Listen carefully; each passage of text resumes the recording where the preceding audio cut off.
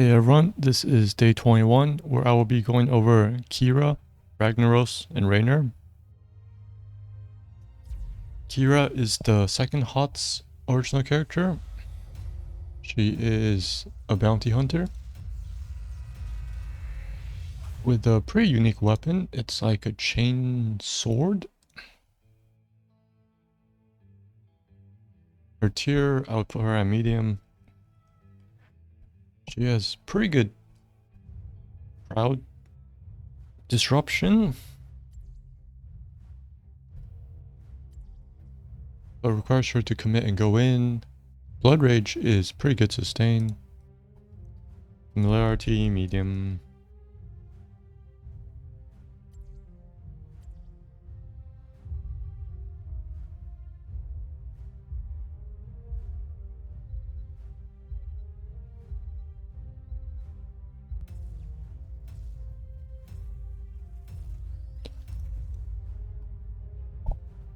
For 2 heroics, she has Unrelenting Strikes. It's channeling, so she needs to make sure she doesn't use it against people who have disables. This one's pretty good because she can close gap with Revolving Sweep or Grappling Hook. Her other one is a Cleanup Spell. So, long range nuke deals bonus damage against low health. That one's okay. So the 2 heroics are acceptable.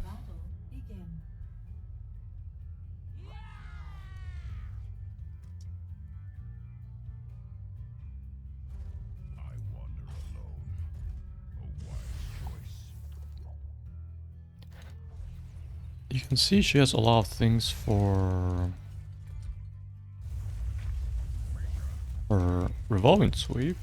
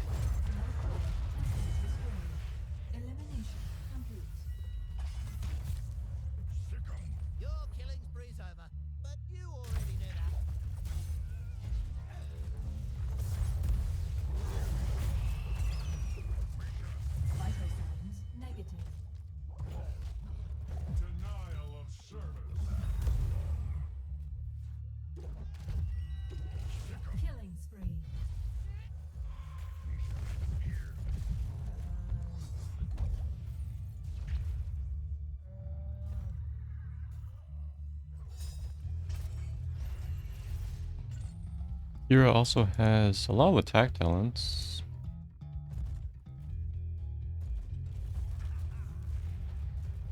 And she actually does it kind of well in the 1v1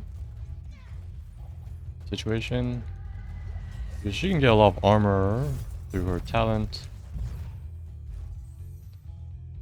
This one, she needs to get 30 armor.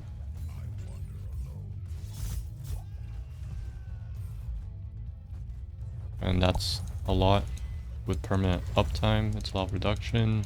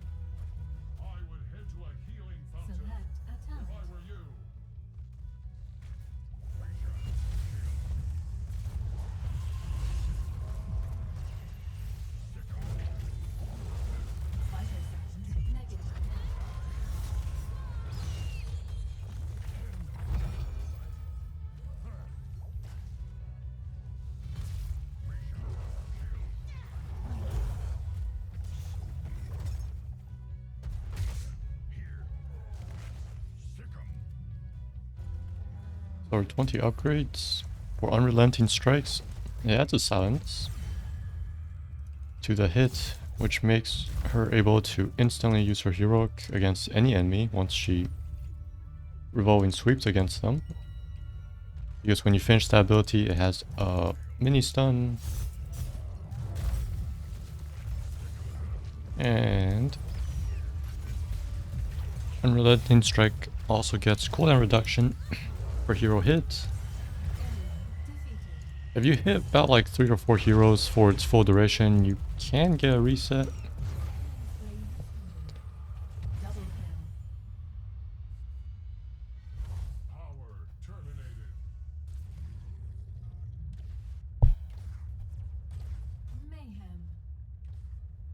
I don't really like that aspect. So I might remove the cooldown reduction and replace it with something else. My strength is renewed.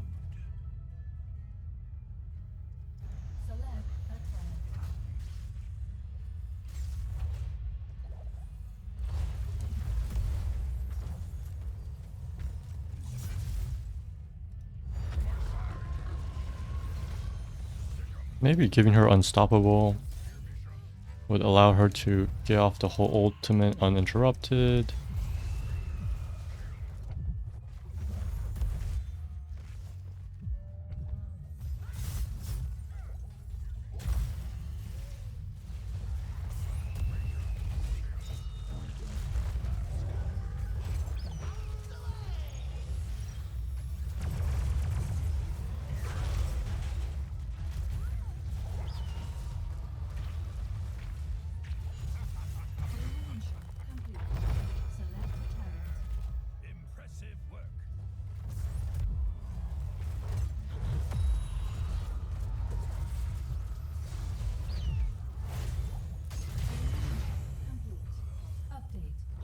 Let's try remove cooldown reduction part.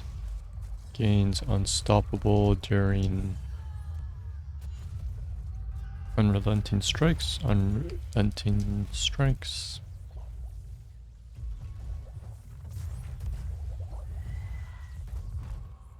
Because I'm pretty sure you can interrupt her. Because it's a channel. Let the hunt begin. This way.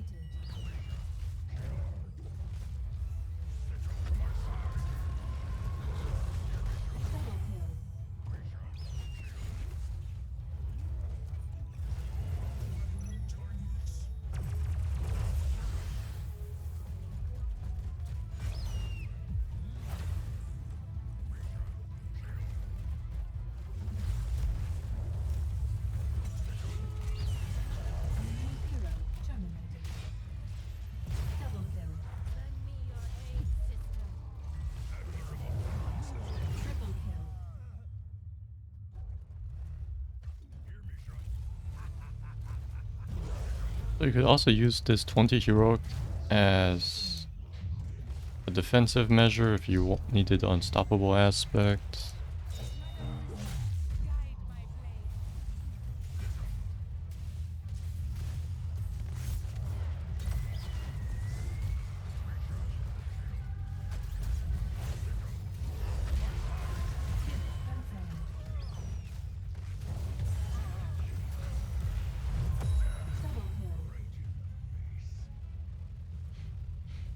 Which lasts 2.5 seconds.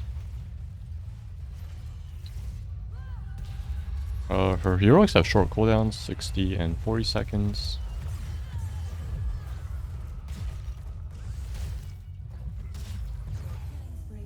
And her other upgrade, Unleashed Potential, focuses on this being an execution ability.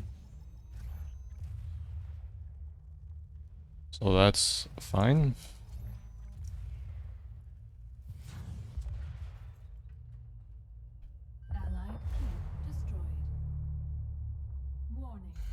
Her other 20s, Utility Belt,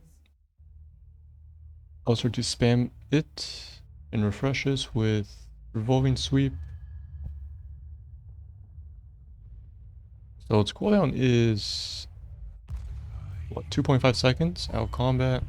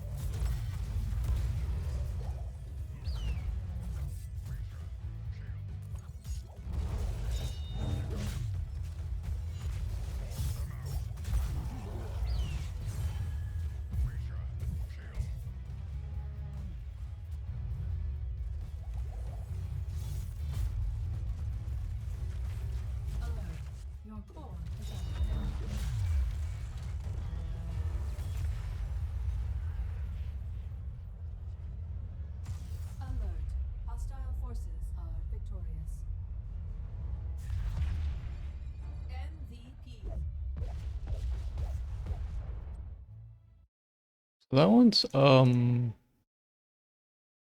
it's okay. It doesn't really feel strong as a 20, but adds a lot more mobility, which is always good in a MOBA. No Sanctuary.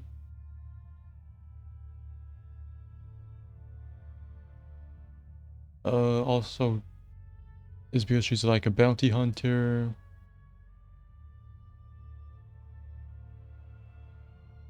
It's okay.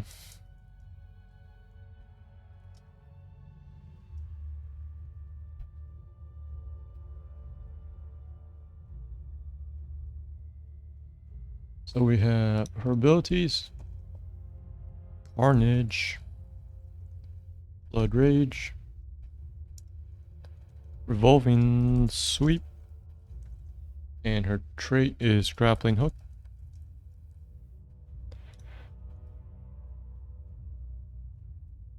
So we have this maximum effort, deals bonus damage, and adds a slow.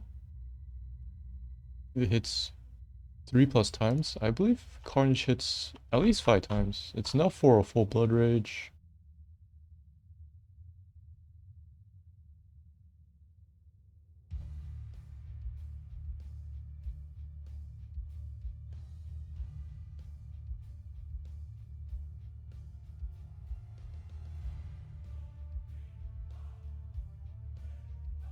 Yeah, it's 5 hits.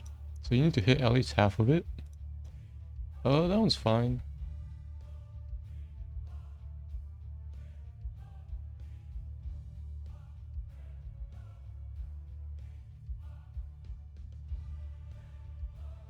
I might not change much because she's new enough that she doesn't really have old outdate things, so this might go very fast. The Thirst adds heal to it. That's her lifesteal after using it. I believe 7 is her extra sustain tier.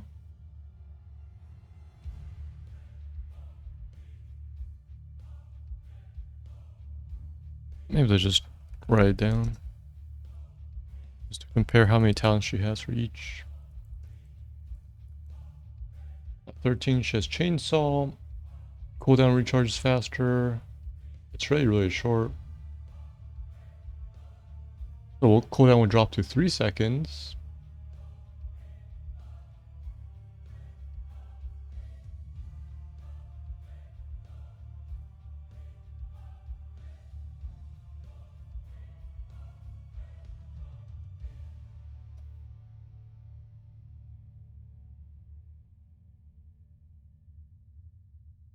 That's this one I might change out.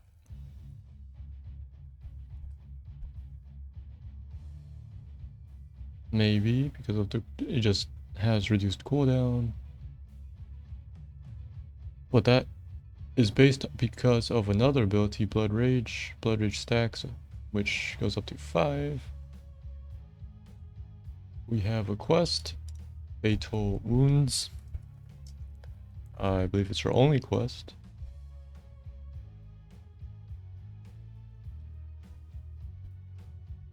Blood Rage deals more DPS, and the reward is longer duration, so it goes to 6 seconds.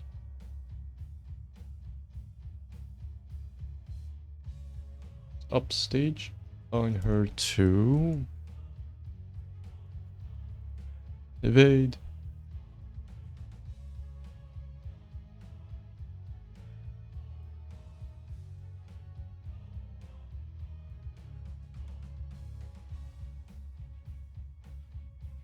Next 4 heroic basic attacks within 12 seconds.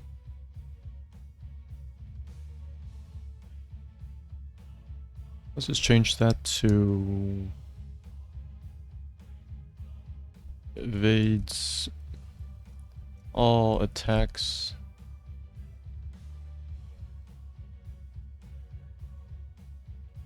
Or evades all attacks for uptime is, you can see 12 seconds is a lot longer than 8, so you could actually have pretty minute uptime. 4 as long as you weren't really hit, but now let's change it to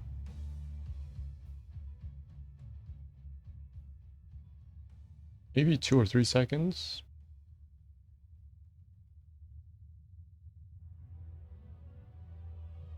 Let's say 3 seconds. Evade all attacks for 3 seconds. Evade all attacks for 3 seconds. Instead.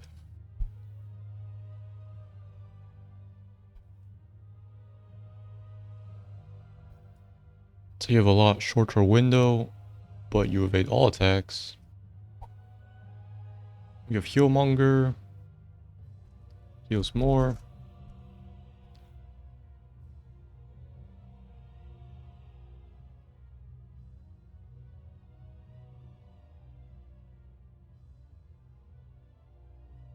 I think it'd be nice to have something that makes the dealing do more.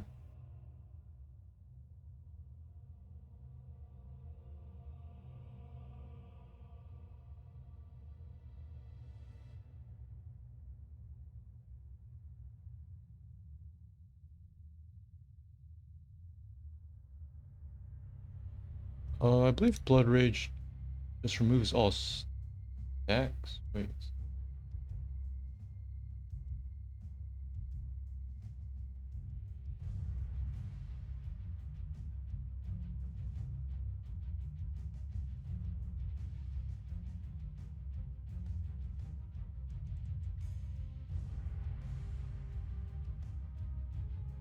Let me check.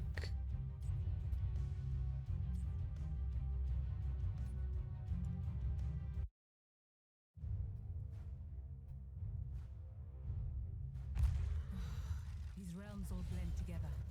Need to see what I can do before we make a deal? That's fine by me. I have my target.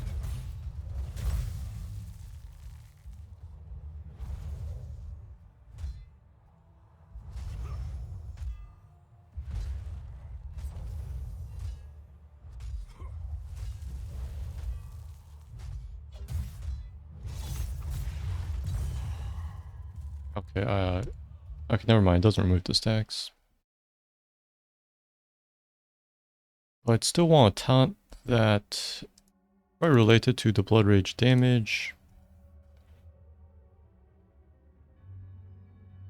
Maybe call it Hemorrhage if that name hasn't been used yet. Let's add Hemorrhage.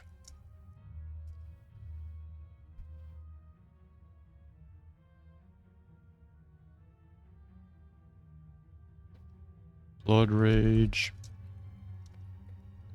deals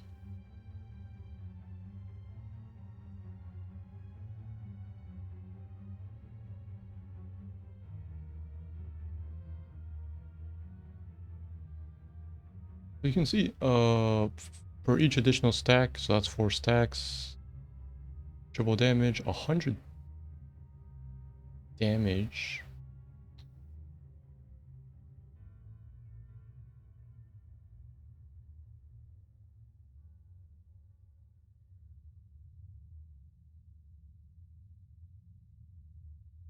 And the dot is 200 though, so the active hit's a lot softer.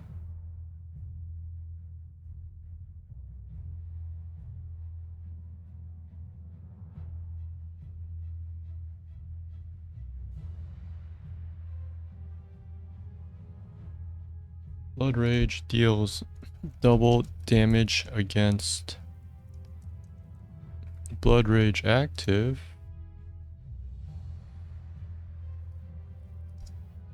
Deals double damage against enemies with 5 stacks.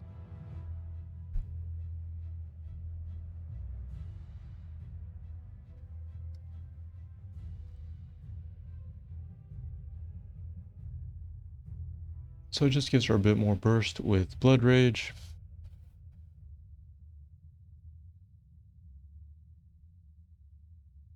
And then we have Revolving Sweep. Ensnaring Sweep adds slow and AoE slow to other nearby enemies. We have Siphoning Link.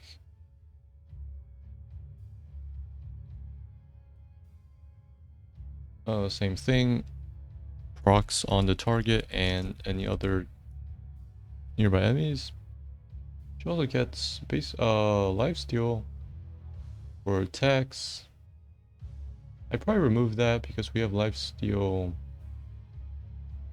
here. Anytime Carnage damages this. Wait. No, she hits harder.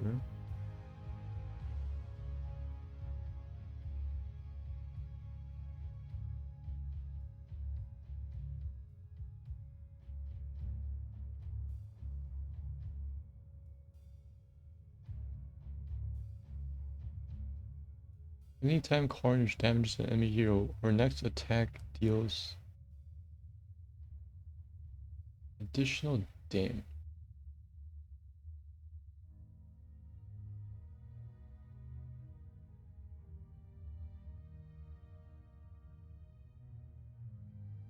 Oh, let's just remove passive lifesteal increase healing amount by 20% just to buff it since we removed that part.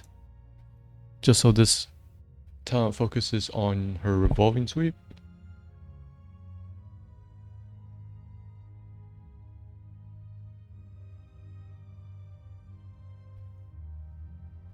And we have Pulsing Pain, deals more single target damage.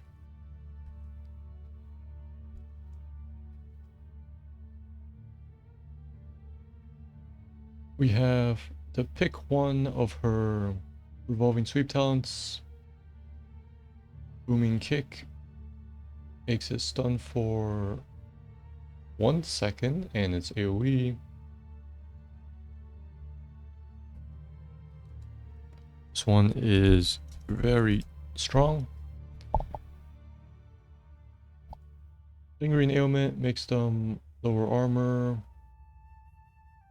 This is more for like the single target right click build. Because it also applies to Grappling Hook. Swing life away. She gets spell armor. And the cooldown recharge becomes faster. You can swing for like about 3-ish seconds. Oh, right here, 2.75. So that with this recharge cooldown, it is 2.75 times 3.5. 9.6 seconds. So then sweep will still be on cooldown for 7 seconds. If you try to go for the full duration. But she also gets a lot of spell armor.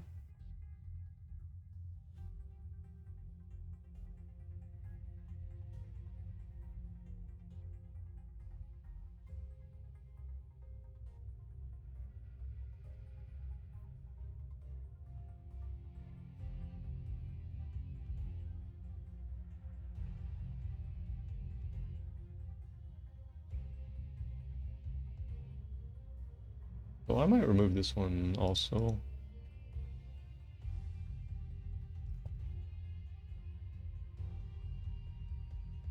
Just to make space for some of the new things I added. And we have other Finishing Touch. Increases basic attack damage.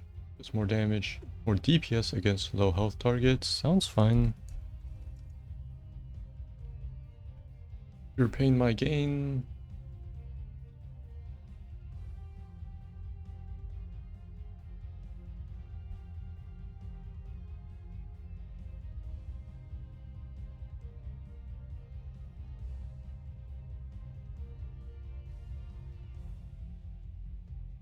I might move the lifesteal onto there.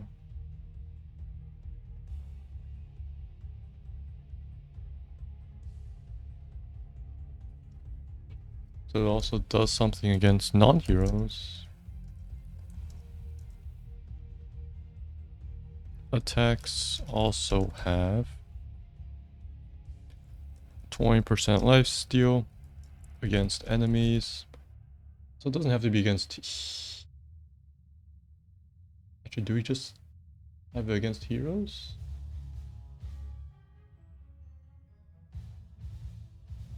Okay, yeah, all our things are hero related. So let's say attacks also have have 20% life steal against heroes. And we have the hunted increases. Single target DP damage by a lot. Total damage in 4 hits.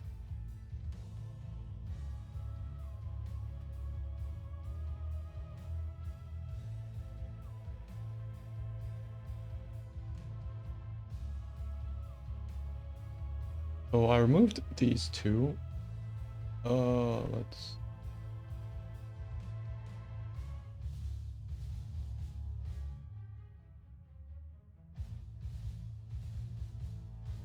Let's just add a grappling hook range talent. How long is grappling hook? 11 range. Let's add maybe like a 40% increased range. Or let's try like 30%.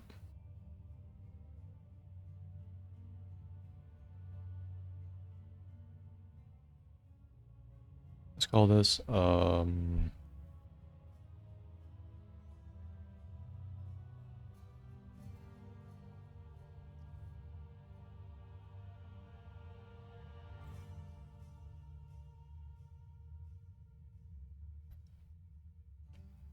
mechanized launcher.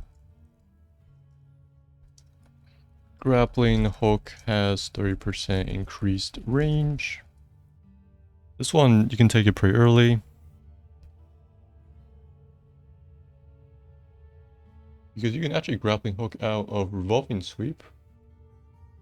So there's 3 ways of finishing this. You can either wait it out, use the kick, or hook out. And that would also work well with the 20 for crossing distances more efficiently. So I might move this to 16. And hemorrhage is also 16.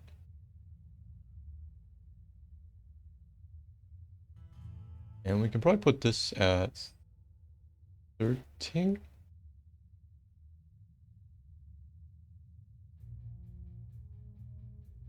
Or I feel like European my gain is probably 13. This one is pretty strong.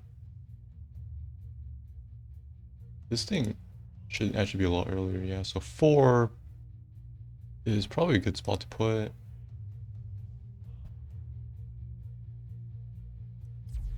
So yeah, let's start putting things. We have maximum effort.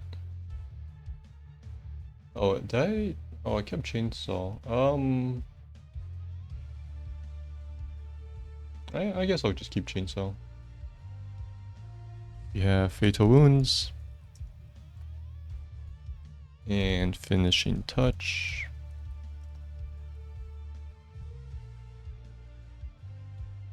I don't know if I like the part where both of these add basic attack damage though. This adds a total of 40%. The other one adds 100.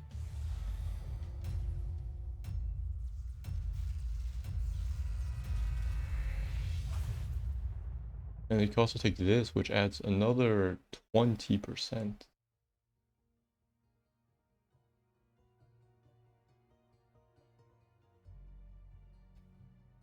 But this works for all damage, I believe.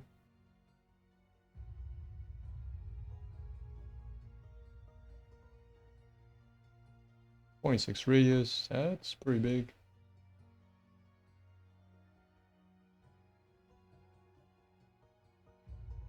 I guess we'll just leave it for now, at least. We have upstage with a minor change. Ensnaring sweep.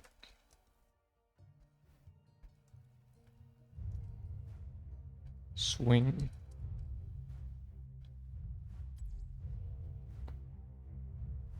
And we will have mechanized launcher.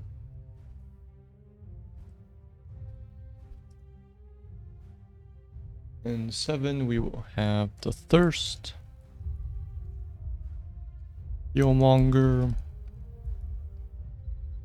And siphoning link.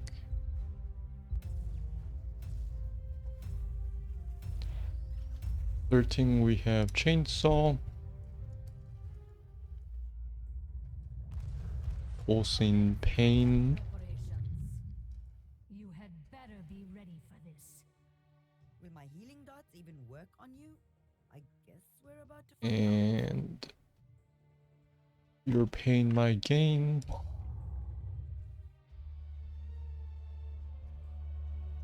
Understood. At 16, we have hemorrhage. Seconds. 5, 4, 3, Booming kick. 2, 1. Commence combat operations.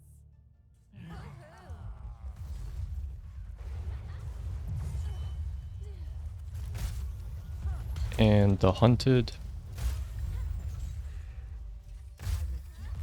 And her 20s, yeah, they stay the same. The killer, silent killer, has a change.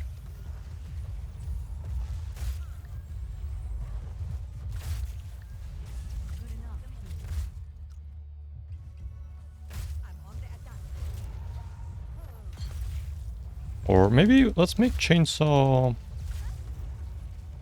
Increase chainsaw damage based on how much blood rage stacks they have. Restoring your health.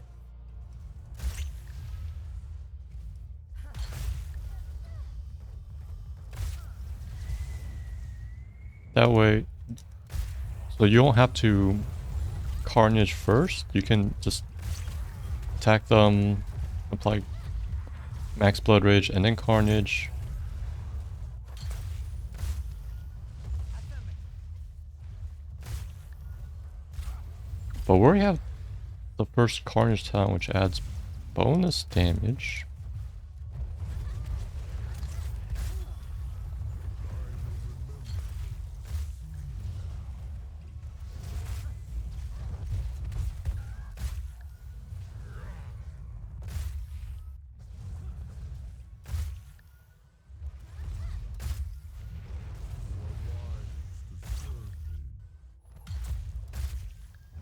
You have my thanks for now.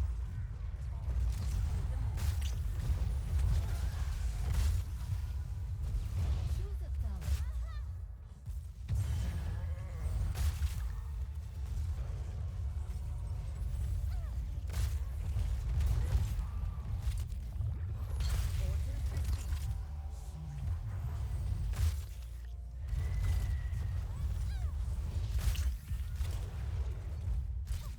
Maybe we can keep chainsaw as is.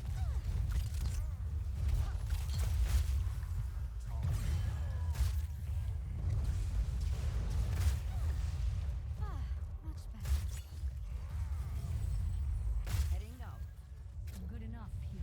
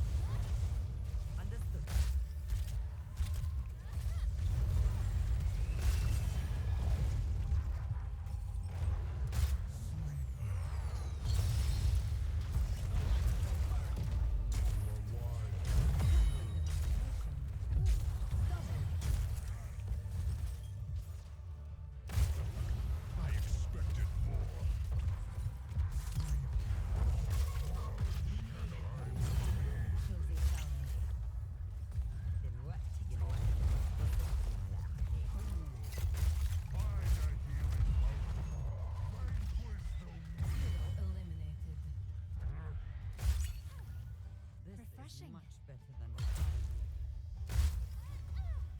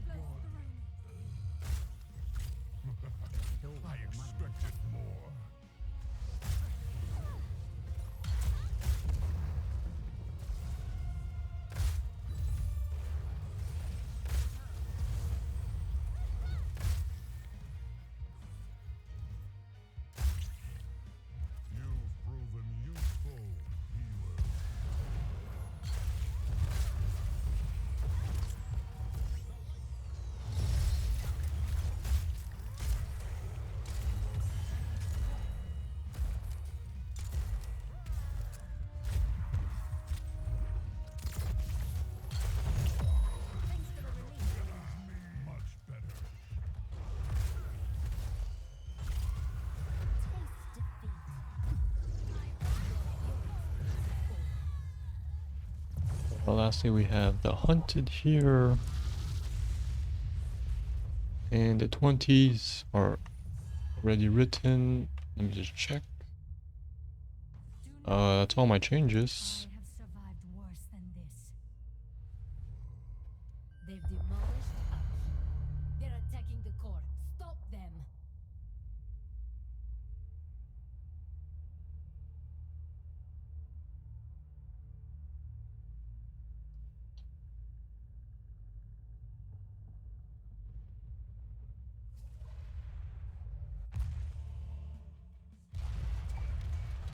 But yeah, Qhira is finished.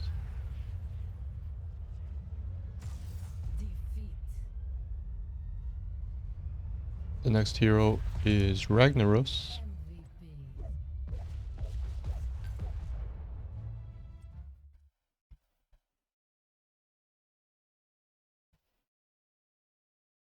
I believe he is like a raid boss in WoW. Let's search up Ragnaros.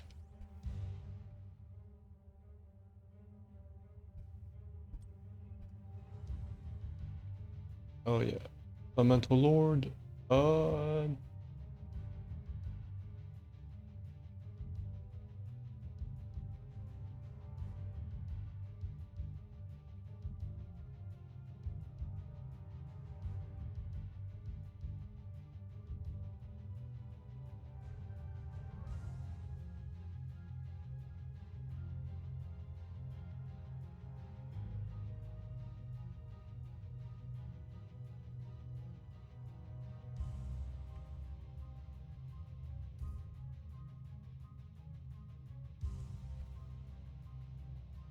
His tier, I would put him at medium. He has decent range damage as a bruiser because of Living Meteor. And his trait can help defend because the lanes are so small. Or you can actually use this on enemy keeps offensively. Especially with heroic difficulty. He gets a power spike at 20 in ARAM. Familiarity, medium. His two heroics, he has Sulphurous Smash. So the delay before dealing damage. The center is the sweet spot where it stuns and deals slightly higher than double damage. And his Lava Wave, it's a global cast that pushes down the entire wave.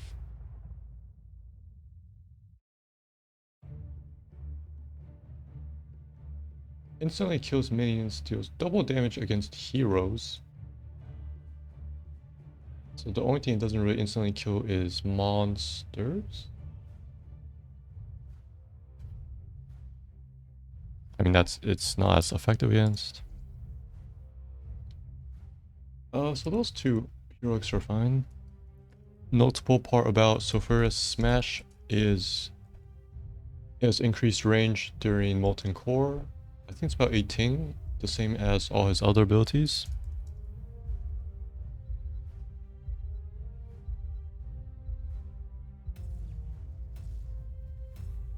Flames of Sulfuron. Longer stun. Stuns for 1.5 seconds, else it slows everything else. That one's fine. We have Lava Surge. Fascinating.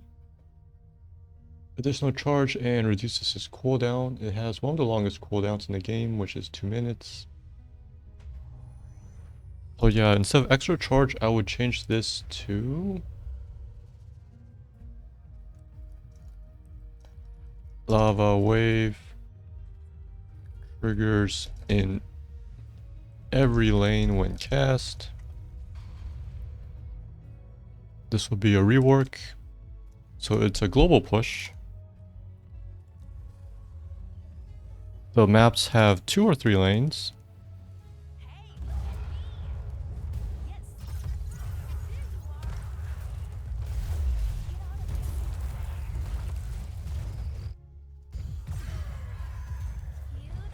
So for the maps with 3 lanes, this is actually even more effective because it would be like 3 charges of his ultimate.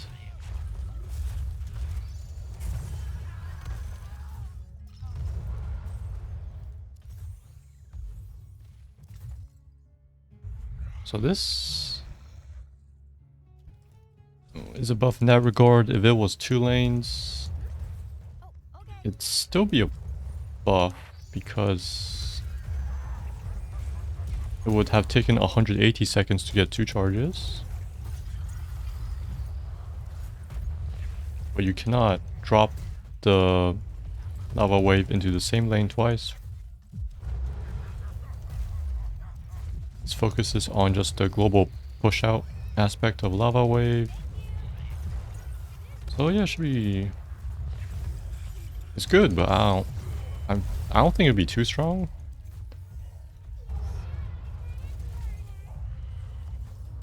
But let's just leave like this. His other 20s, he has Heroic Difficulty, which boosts his trait Molten Core, increased damage, and increased health, reduced cooldown. I'm not sure if that increased health improves duration.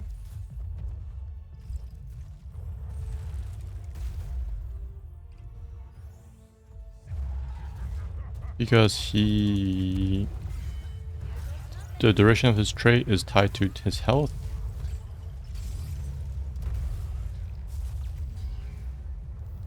I believe it lasts about 18-ish seconds.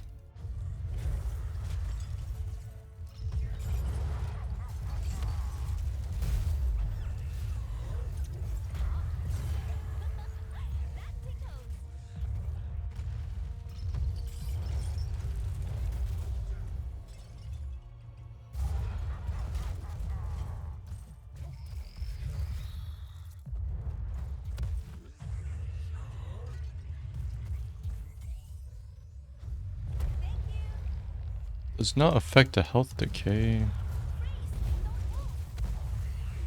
So yeah, it would technically increase duration because the decay seems to be flat based instead of percentage based.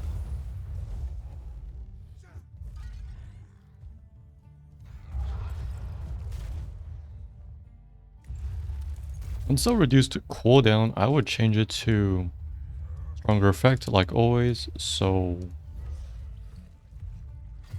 I would change it that the HP does not decay during Molten Core. So if the enemy wants to... They can't wait you out of your trait anymore. So they have to push you or take some other objective.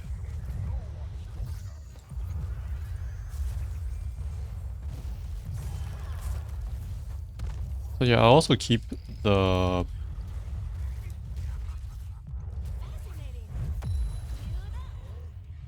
damage and health boost. Actually, isn't needed with this effect.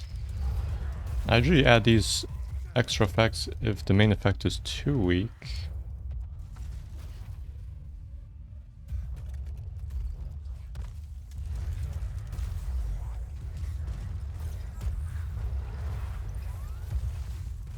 Yeah, let's just remove these two and just have that one line. Molten Core HP does not decay.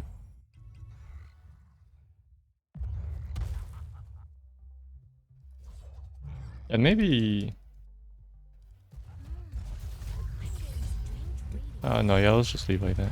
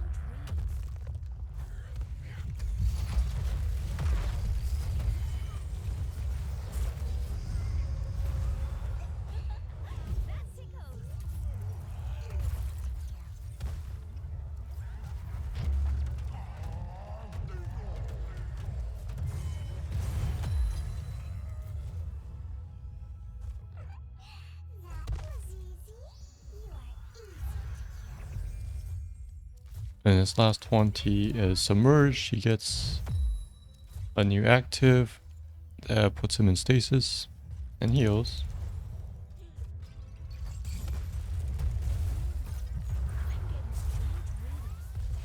I'd probably change that.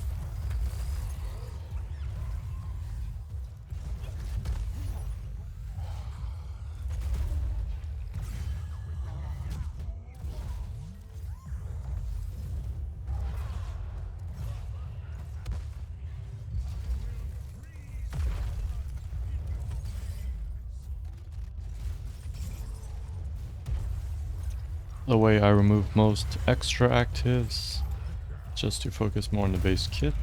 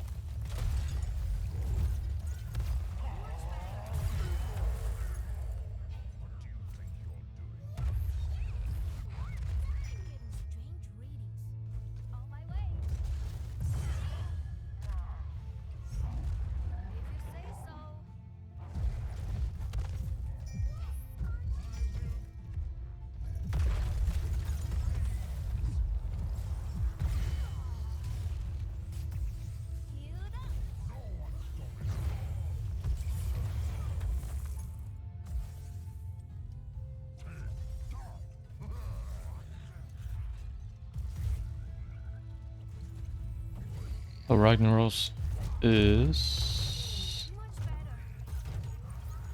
also another person with a transformation that replaces his entire kit.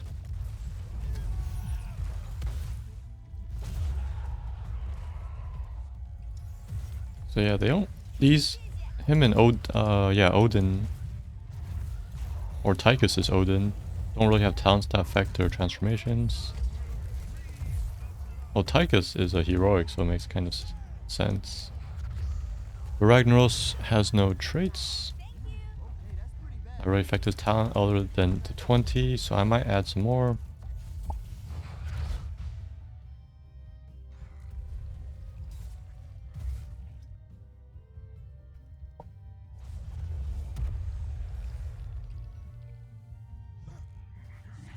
Maybe it's because his uptime of his trait is so small.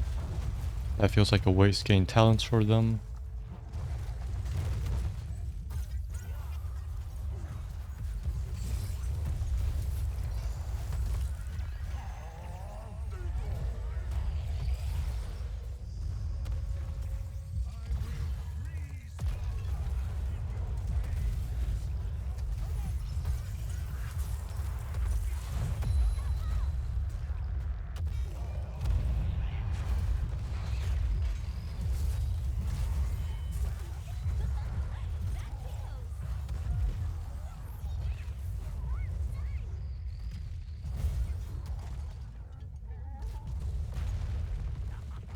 We could have maybe some more generic talents for his trait.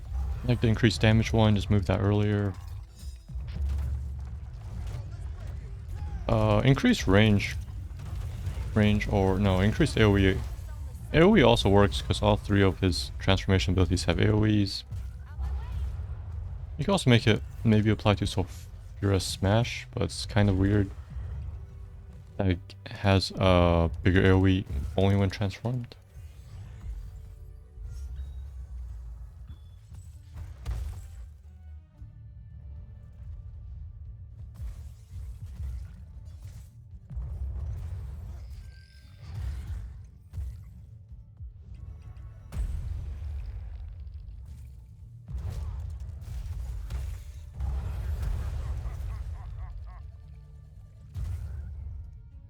So we could maybe have two talents. One is damage and faster cooldowns,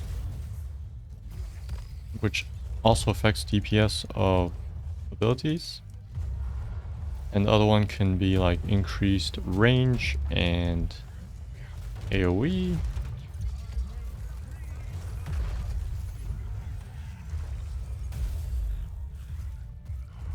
And the third one is heroic difficulty at 20.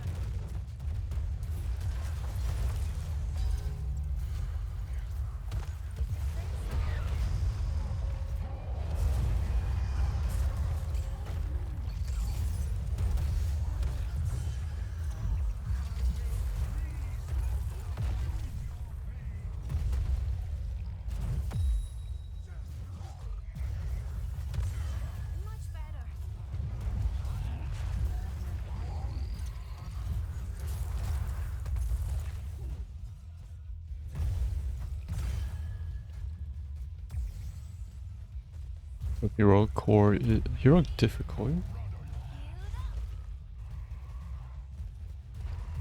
They're the two talents. Let's call them Molten Rage. Molten Core has 20% increased damage and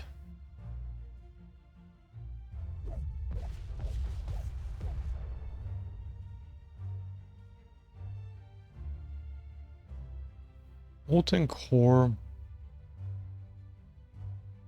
let's say basic abilities have 20% increased damage and recharge rate.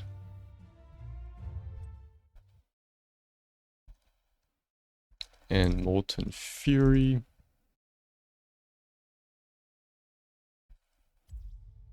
And this one could be Fury. Molten Rage, Molten Core has 20% increased range. Oh, okay, same thing. Basic abilities have 20% increased range and AoE.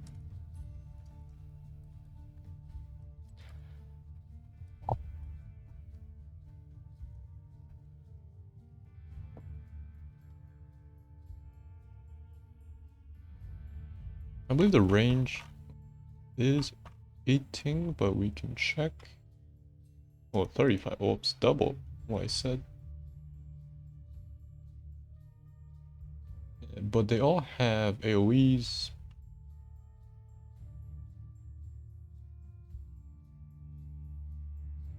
Yeah, so this can actually also help land Molten Swing easier.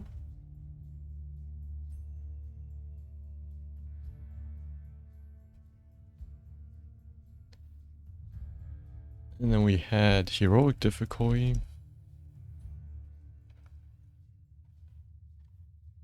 which is Molten Core. Health does not decay.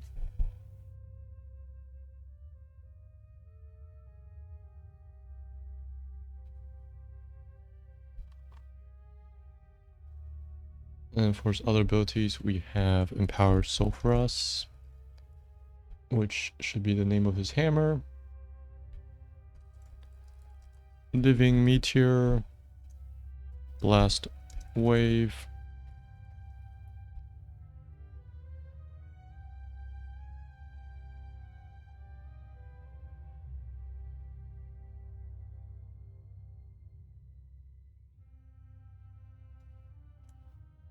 he has some quests, which is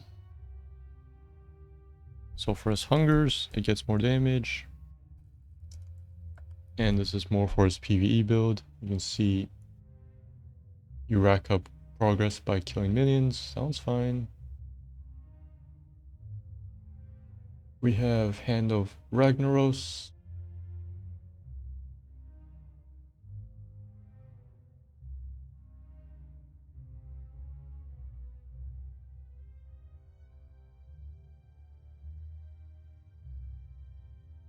Instead of faster usage, we could change this.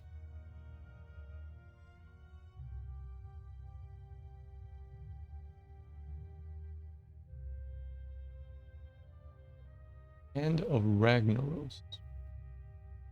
Maybe apply it to 2 swings, the way Frostmourne has something like this. But this will probably be a 16 then.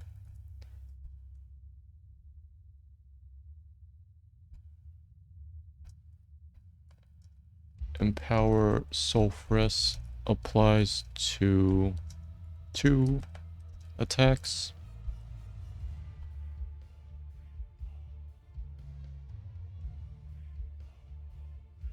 I guess we're just removing the cooldown aspect. And this also works against minions because there's no condition.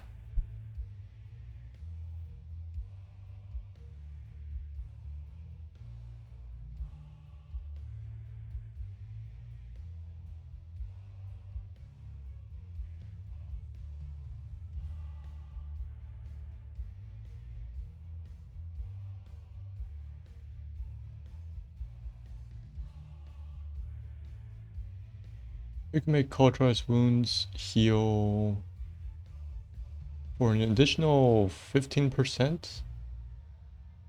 Healing double versus heroes.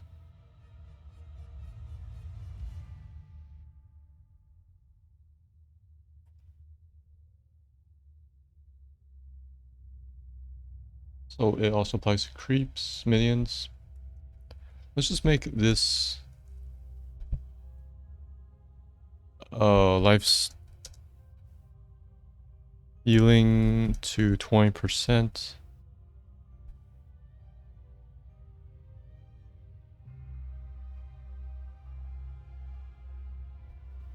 Over 2 seconds. 20% to 20% damage over 2 seconds. Still doubled against heroes.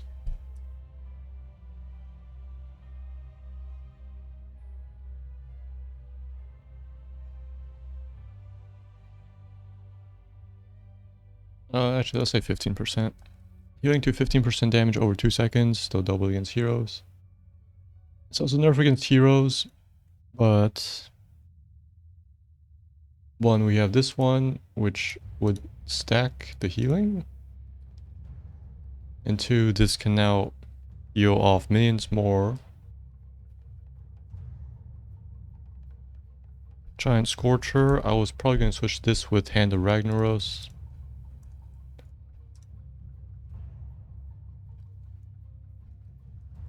And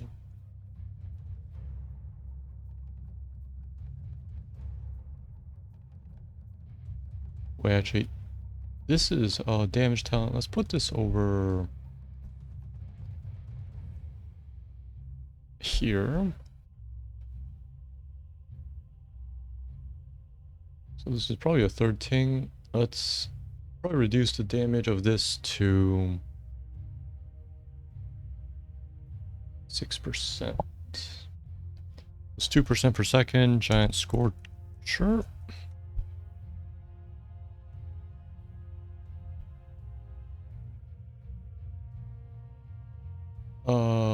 Let's say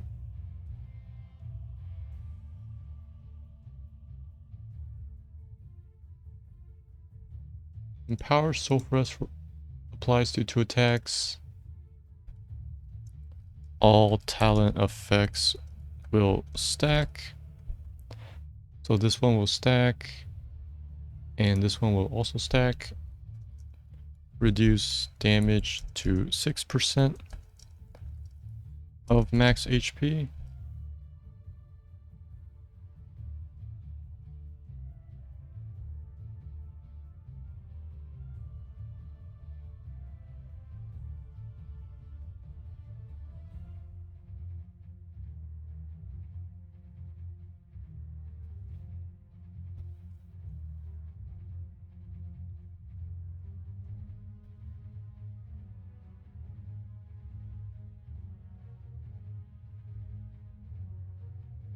I feel like this might actually be a 20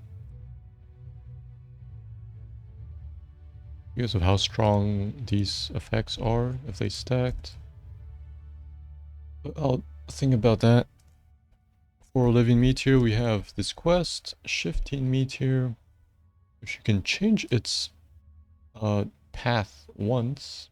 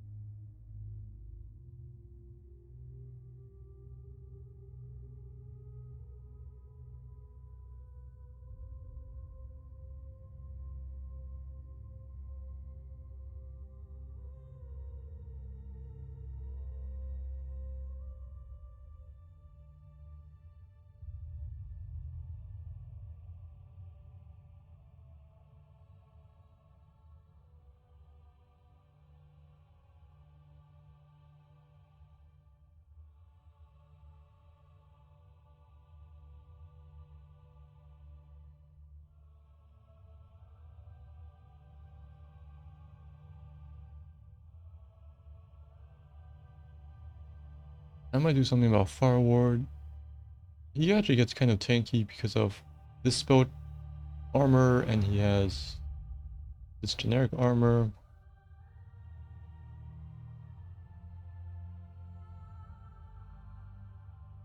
I would probably put spell armor onto blast wave. That's 1.5 seconds.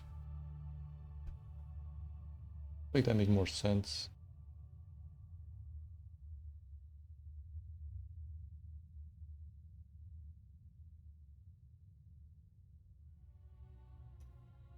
So let's hold off on Fire Ward. Molten Power lets you spam it a lot more. Let's have an AoE time for Living Meteor. So let's just change this one, Molten Power, to Living Meteor has. Let's check the AoE.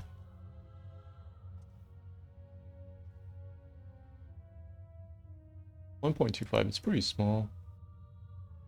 Let's change this to Living Meteor has 40% increased area of effect. It also lets it hit a lot easier.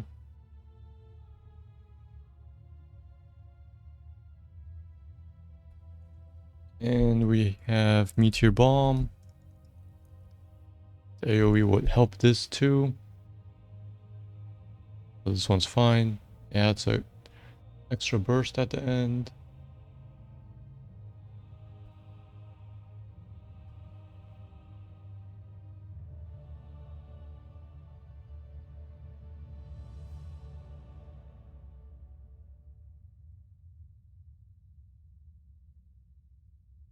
Gains a shield.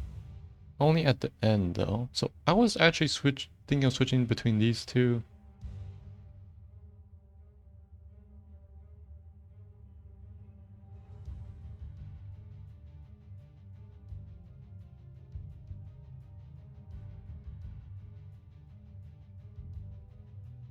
Because it makes more sense for him to instantly get the shield than getting shield after a delay.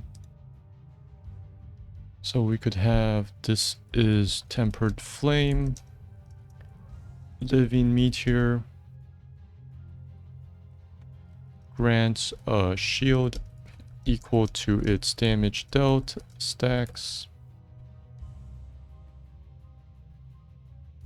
equal to 100% of its damage dealt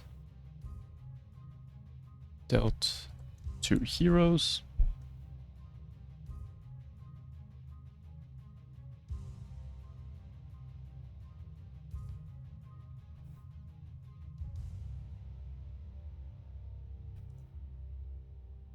And then Blast Wave would be the one to have Fire Ward.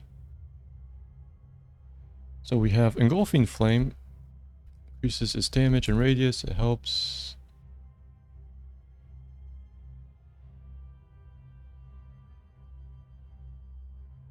I might put Slow Burn as built into Blast Wave.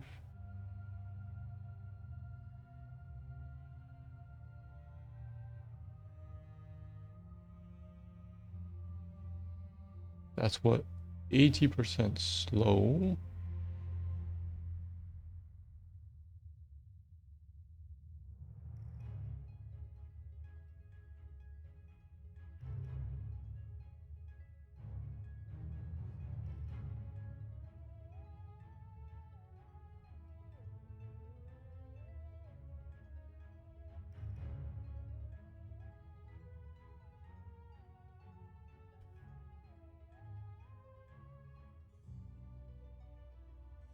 Or maybe let's just keep Slow Burn.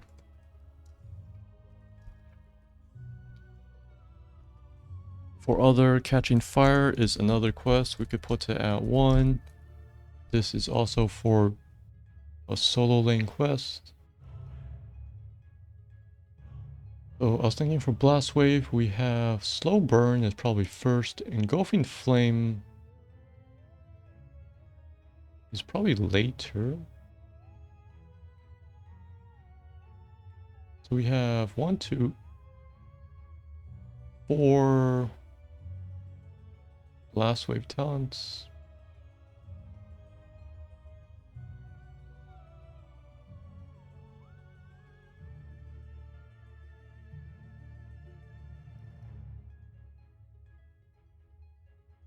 So it would probably be slow burn, fire ward.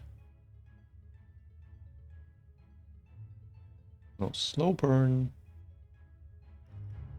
engulfing flame, fire ward, blast echo. Yeah, slow burn, engulfing flame, fire ward.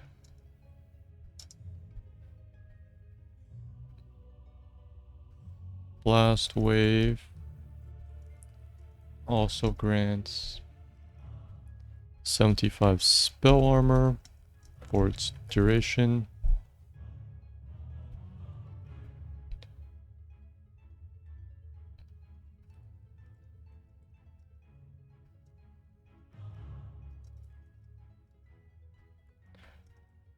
And a change for Blast Echo, second copy is created on target. Because it's kind of weird when you drop this on an ally and then afterwards the second one appears on you. So this can help allies more. This is just a change.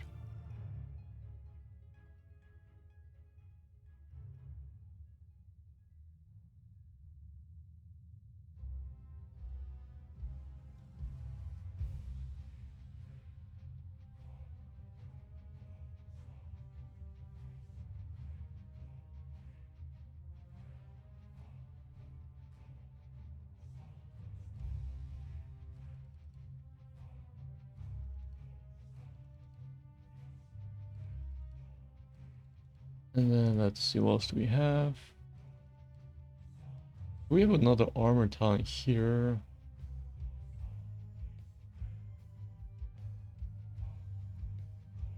We could put the two... Yeah, the two armor talents together. Resilient Flame. And let's make that one apply to just physical.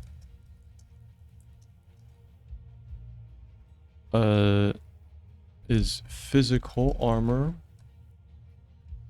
changed to 50 physical armor. So you have catching fire, which is all armor, but it's pretty low amount.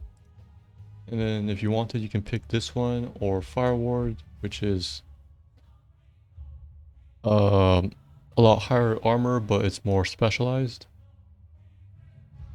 Because fire ward would be moved down here.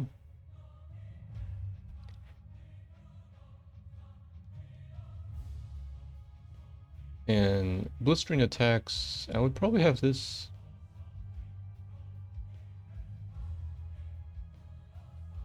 So he deals bonus damage.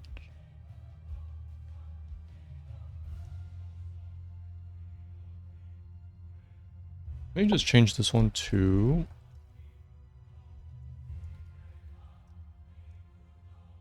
basic attacks reduce spell armor by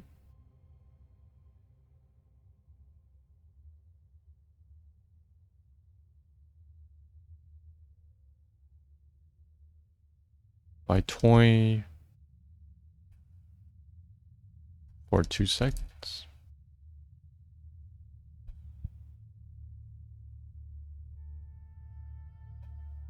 So you can attack and into Empower Sulfuras.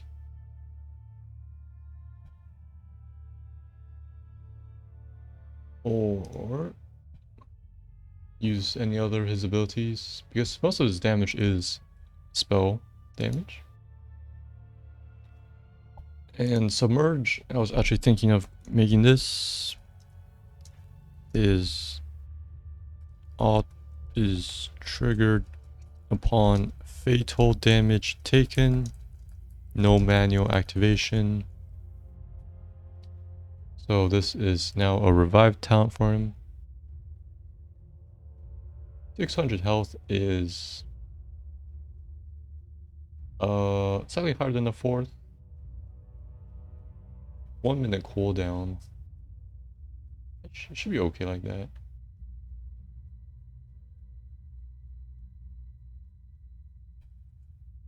Let's put down things. We have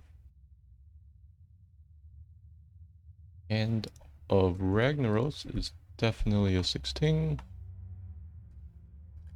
Along with Blast Echo.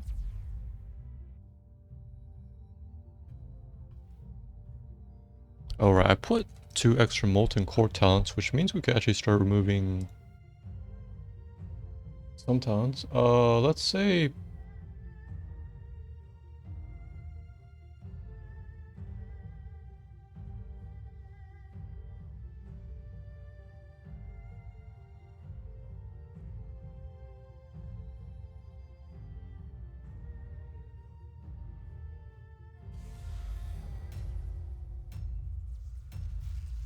we have 2 talents here.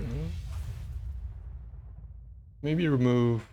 Yeah, because this one's kind of weird. We should probably remove this one and...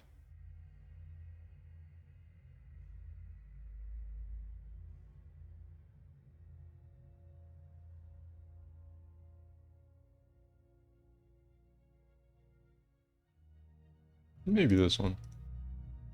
And Catching Fire, we will remove the active part. Let's just say reward is permanent 10 armor.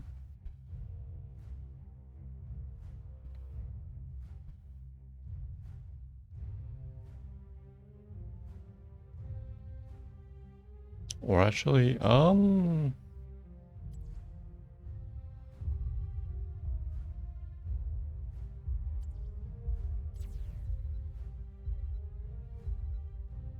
I mean, so he has increased regeneration.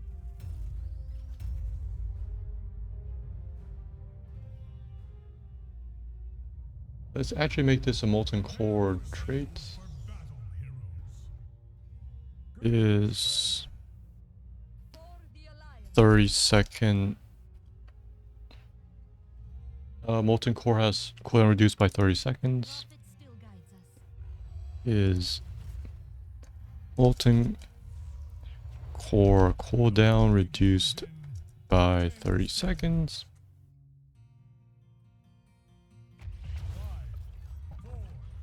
So yeah, we can, that's his 3rd quest. And this is also related to his trait.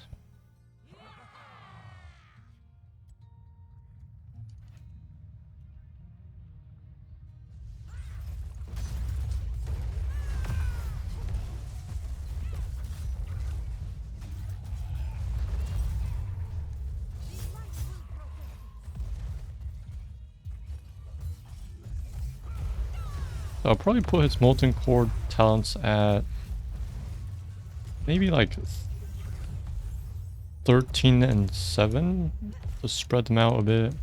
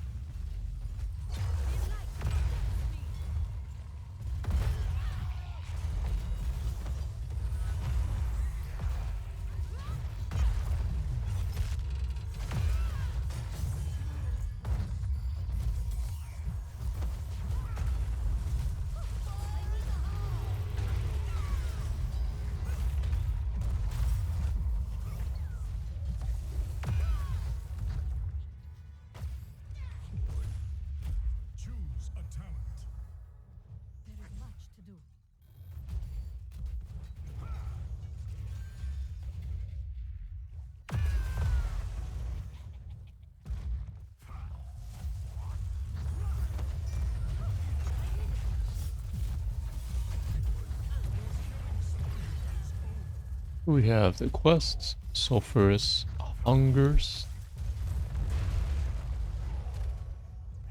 Shifting Meteor,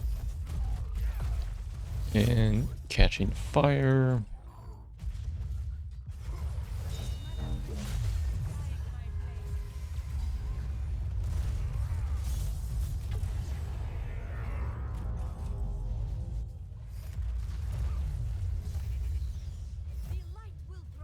So we probably have Molten Rage at 7.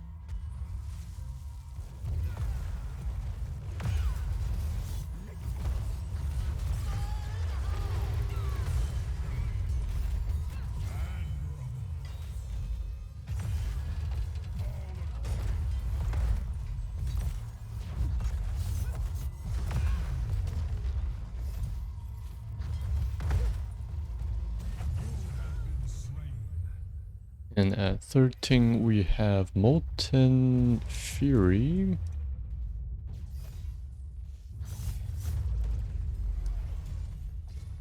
See, so we also have, this one's used. We have 3 here, 2 there. 3, 2, 3. Okay, so the last 16 should be Meteor. Let's use Meteor Bomb. Guide my blade. Prophet's faith was not misplaced.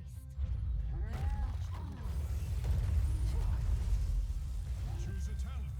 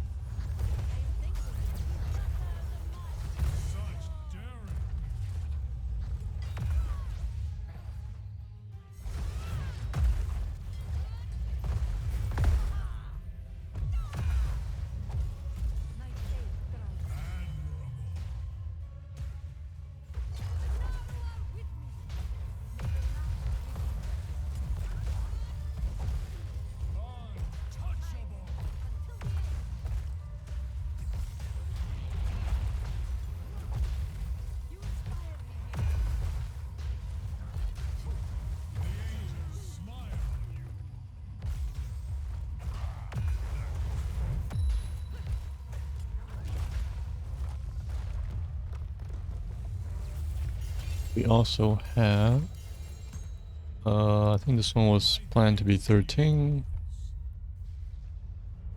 Because it's very strong if you time it properly.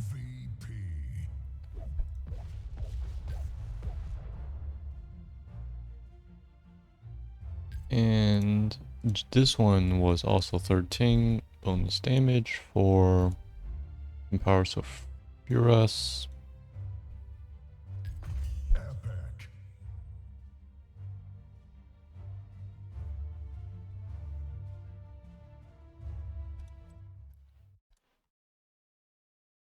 So we have space at 4 and 7. Wait, 5 space? So these must be split. Engulfing Flame here. And Slow Burn at 4. This is... yeah, so this stays at 4. Or it switches with these two pretty much. And Molten Power is just AoE.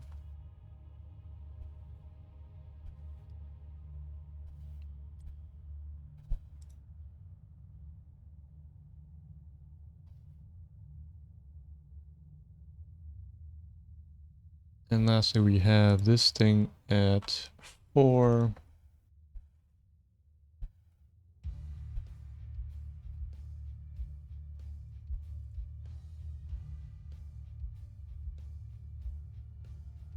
So we added a bunch of things for Molten Core. And it's a slight adjustment to the rest of his basic ability talents.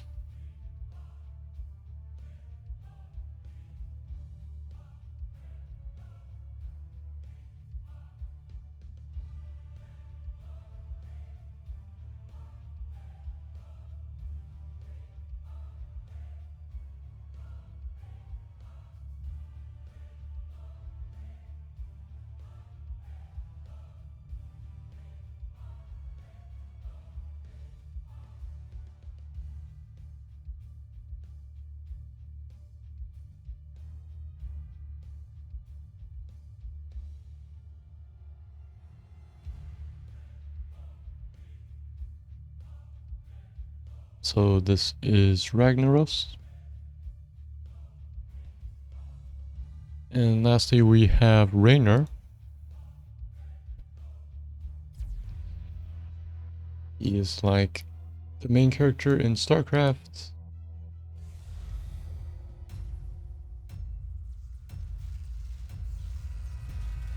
And he's been reworked at least once in HOTS. I would probably change him again.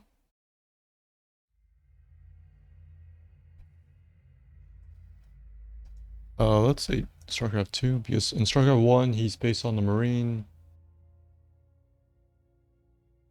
And Marines only have like Stimpak and increased attack range. First of all, he has one bonus attack range. I'll talk about that later. Then the standard 5.5.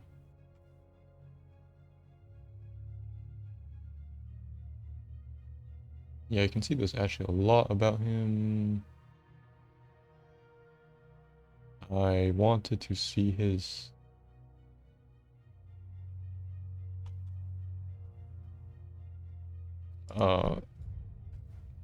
he should be a hero in Wings of Liberty, at least one mission. I don't want his story, I want the playable character.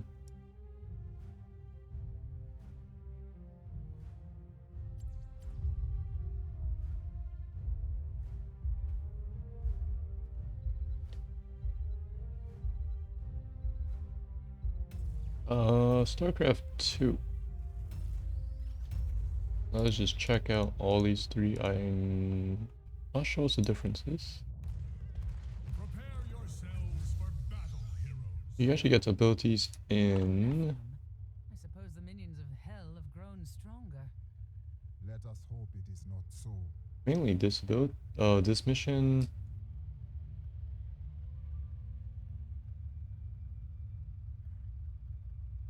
So there's just different equipments you can use. Begins in 10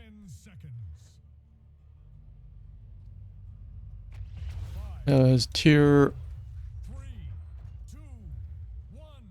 probably medium. He has decent sustained DPS and a bit of healing for himself.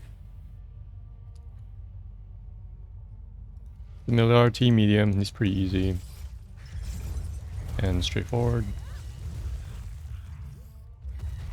So his new trait, it makes him hit harder every 4th hit.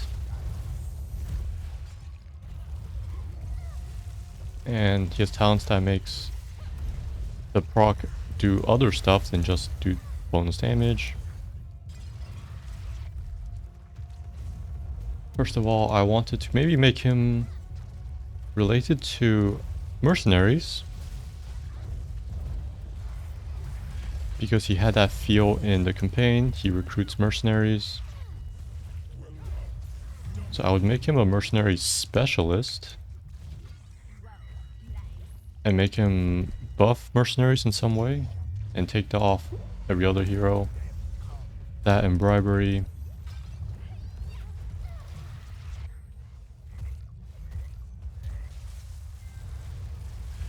I also wanted Raynor to stay as like a noob friendly hero. Because right now he actually isn't, since you need to understand the cadence of using the 4th attack against heroes.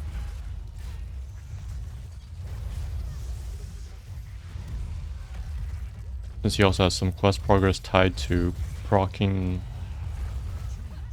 his trait. So I wanted to make his new trait just 50% increased damage against mercenaries. It helps him capture camps faster and kill enemy mercenaries easier. So yeah, that'd be his trait. Nothing else, no active part, and no more 4th hit shenanigans.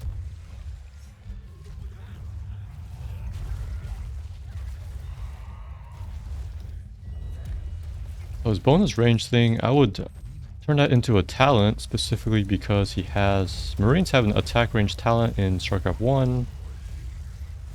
So that's why I would probably have him have average attack range and have +1 attack range through a talent.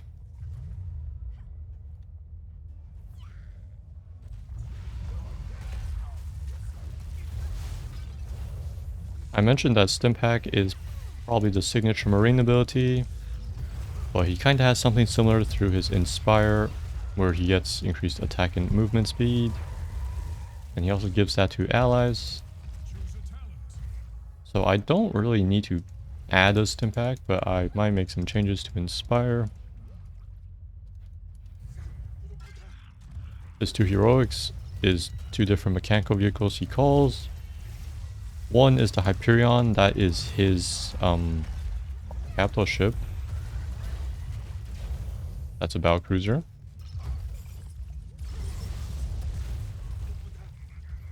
It has pretty good DPS, and it can nuke buildings. Other is a controllable unit with a leash, the Banshee. That one is a bit weird because he doesn't really have any connections to it. It's just a unit in StarCraft 2, Terran unit.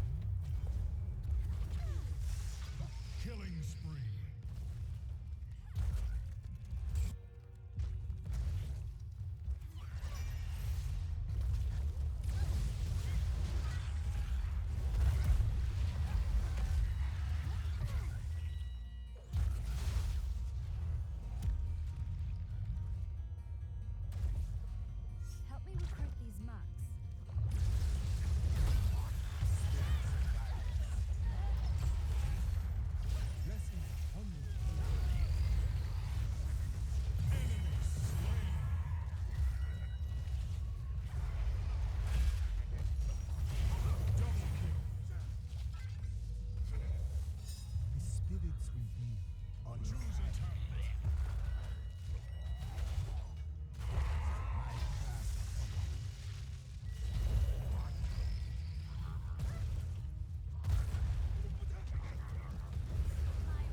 If I were to keep it, I'd probably dumb it down in a sense. Again, just to make it more noob friendly.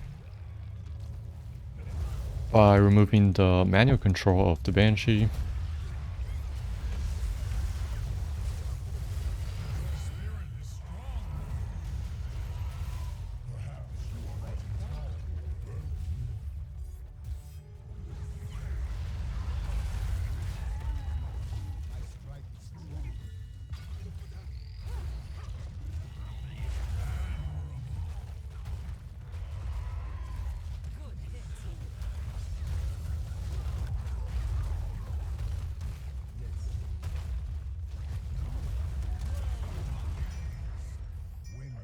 The reason why I wanted to make him noob friendly, he's kind of... I think he's one of the faces of HOTS. Like the reveal trailers, and he's one of the original characters. So I wanted to make him simple.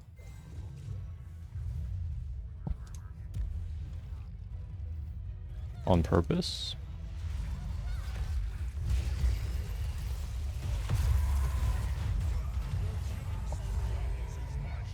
So let's say one thing is attack range reduced to 5.5.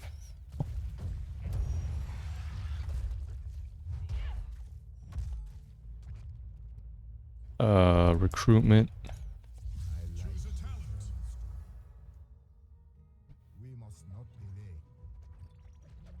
Replaces trait. Deals 50% bonus damage against mercenaries.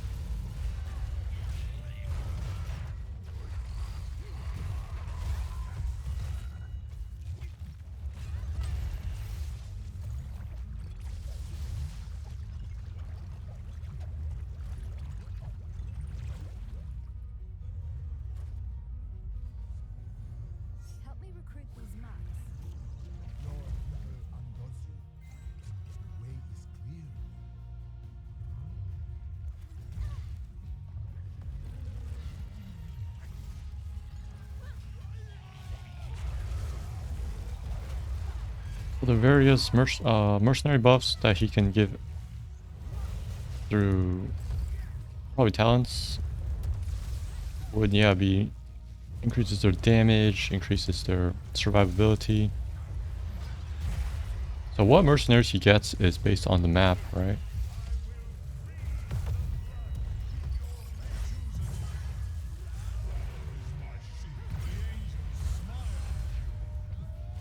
So his gameplay would actually differ between maps. Maybe there's some camps that you like with him, some you don't.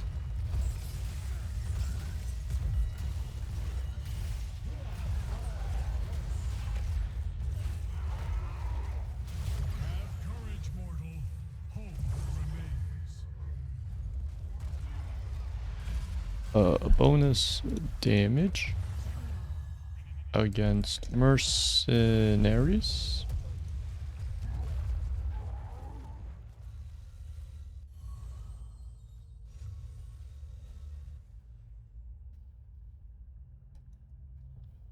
The attack range talent we can...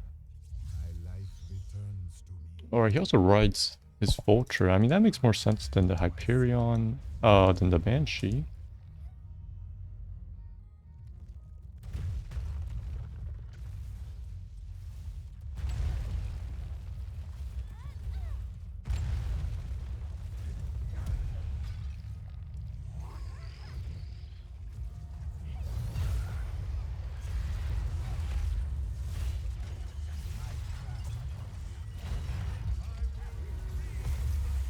And we're talking about the Vulture in StarCraft 1. It is a super kiting unit. And if I were to put it into HOTS, it would probably be like you can attack while mounted and make the mount eat the Vulture.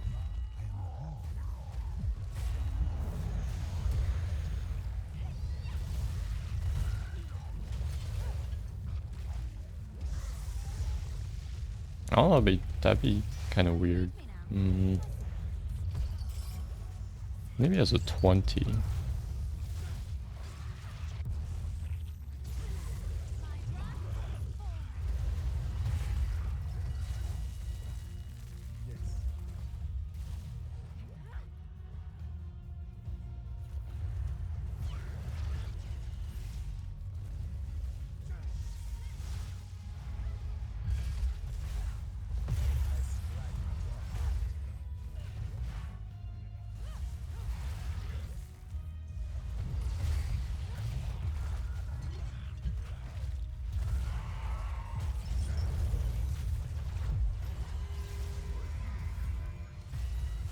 There is strength in your heart.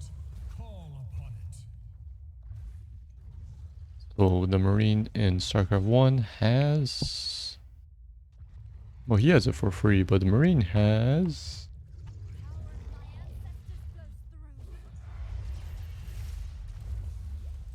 that thing. So let's have that as another talent. U238 shells increases attack range by 1. One of our forts has fallen.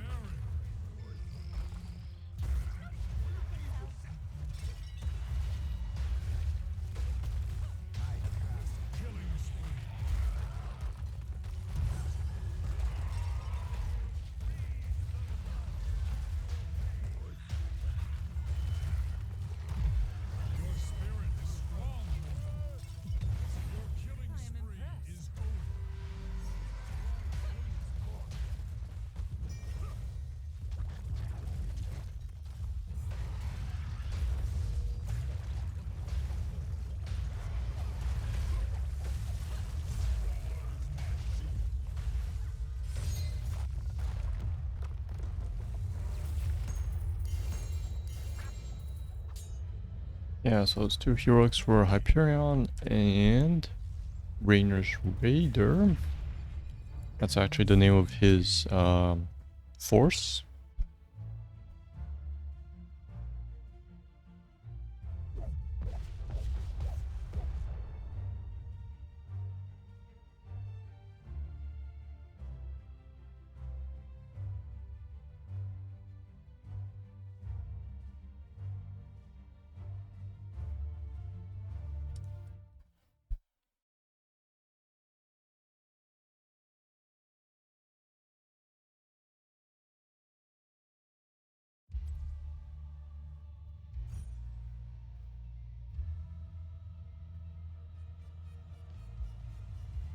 Since this is a Banshee, let's add this part, which is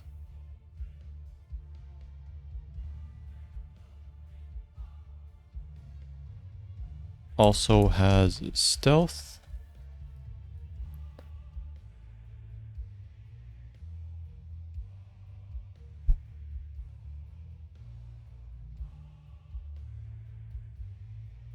Also has stealth when not attacking.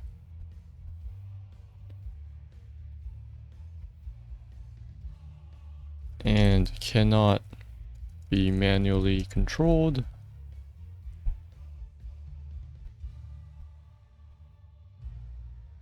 Also has stealth when not attacking and cannot be manually controlled.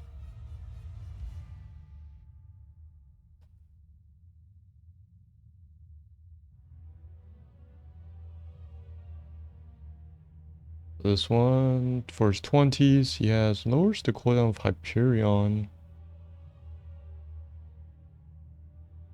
I'll probably change this one to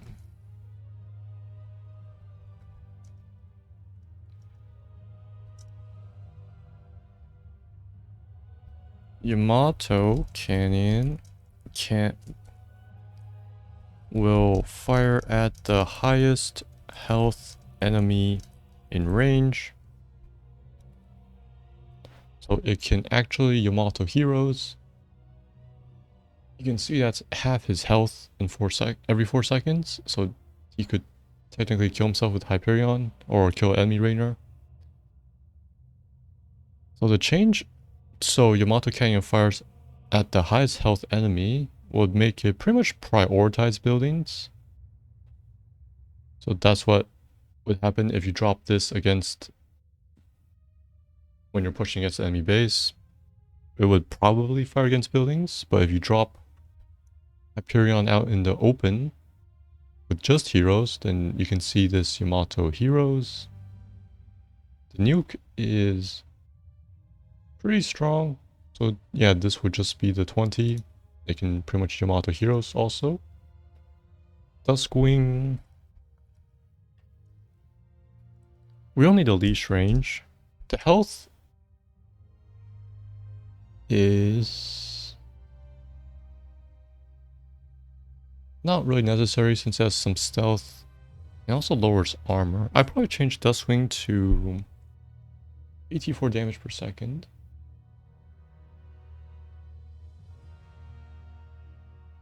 So it reduces armor, helps you. But I'd change Dustwing to Raynor's Raider has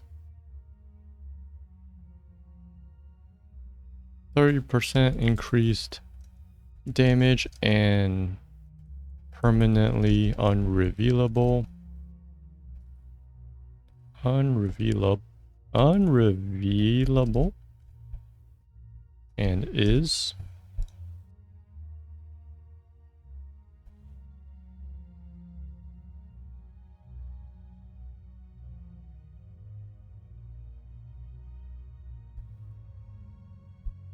so it's still kind of squishy, but it's untargetable by single target things like all attacks. It can only be hit by AoE nukes. The damage, I don't want to give it too high, but it's very passive. damage of a heroic.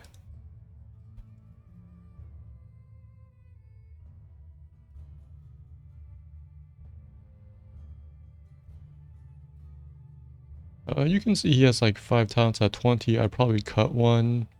Probably execute orders.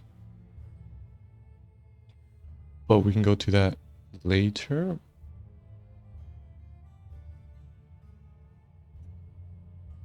Looking at his abilities, they aren't really specific to his hero. They were just some RPG equipment things he could use.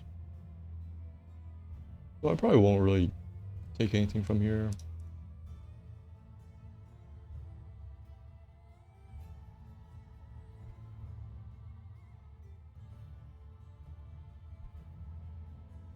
His abilities, he has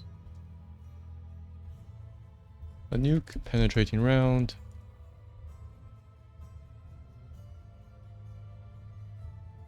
inspire,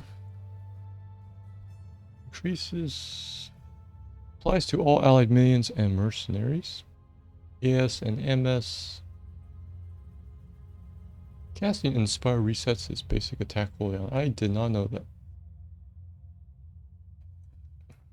Adrenaline rush.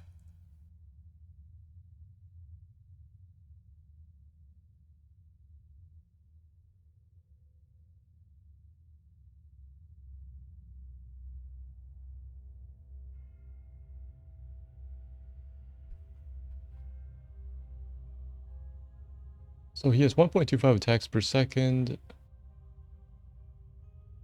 So it takes him, let's say against heroes, it will take him 45 divided by 1.25, 36 seconds of attacking to reset this. Let's maybe just change the cooldown reduction from Adrenaline Rush. Let's make it easier to use.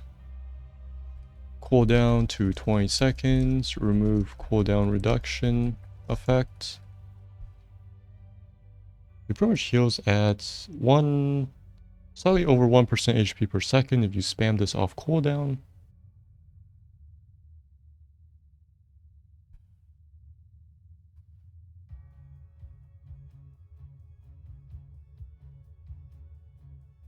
Oh yeah, you can see this thing. Inspire does not expire on friendly minions and mercenaries. 50% more damage to minions, mercenaries, and monsters.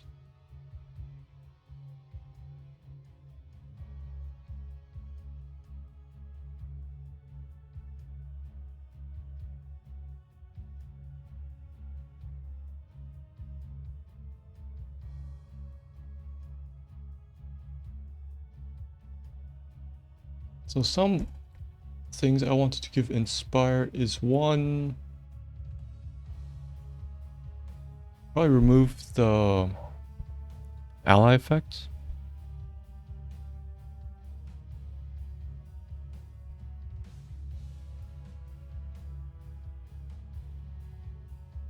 And maybe have like, we don't have a name yet, but it's just like Inspire has 50% increased effect on him, does Inspire, and Inspire does not apply to allies anymore. This would compete with another Inspire talent, which is Inspire has 20% increased effect on allies.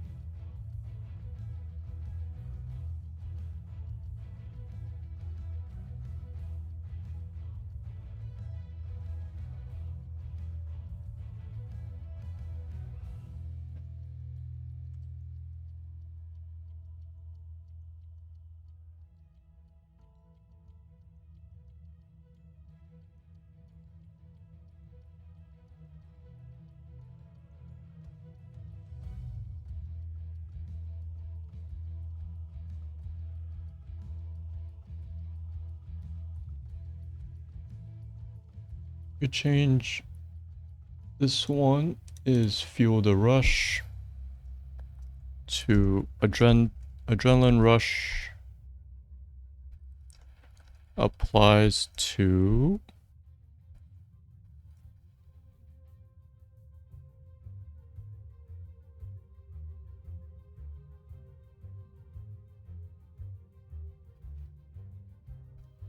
we could maybe have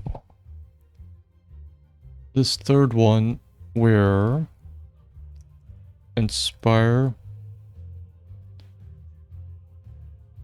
also Inspire only applies to allied heroes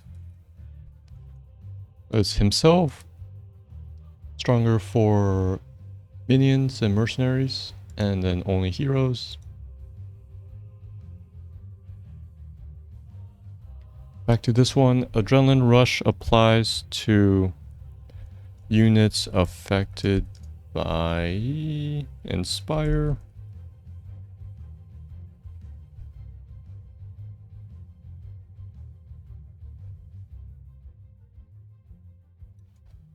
Heal is based on his HP. Adrenaline Rush applies to units affected by Inspire. Heal is based on his HP. So you have to pop Inspire first and then Adrenaline Rush to share it.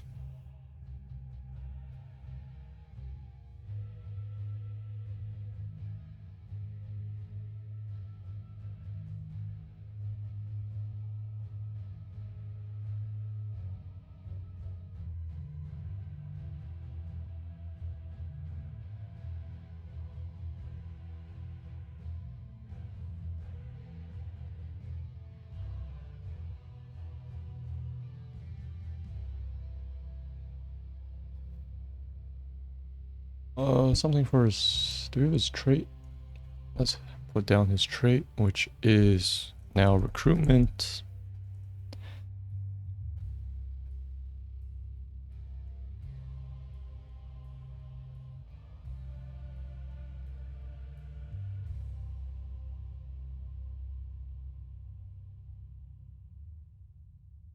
Let's make this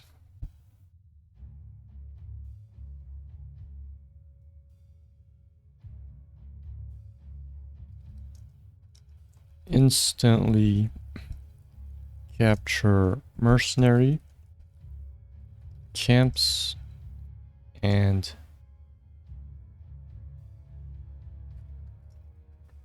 camp will respawn 25% faster.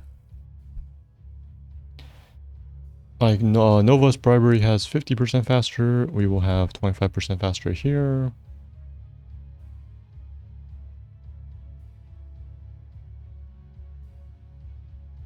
Let's just call this hired.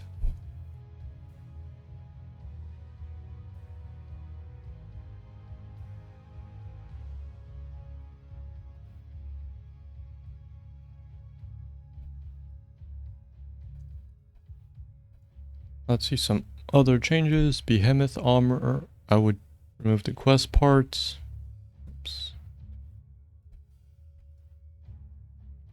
Let's just say it's new. Behemoth armor increases maximum life by 15%. It would be like Orpheus passive backbiter. He has 1500 HP. Let's say maybe like 15 or 20%. Let's say 20%.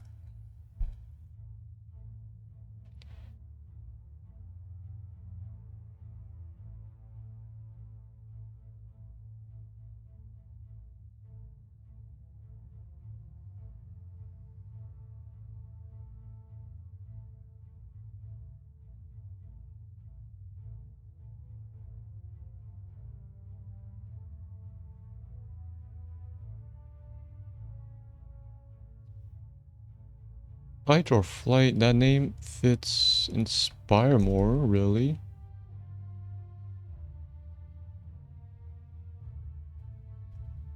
Let's just have increased effect of Inspire.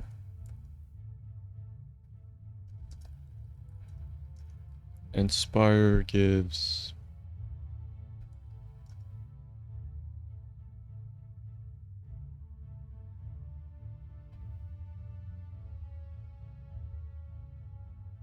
20% more attack speed and 10% more movement speed.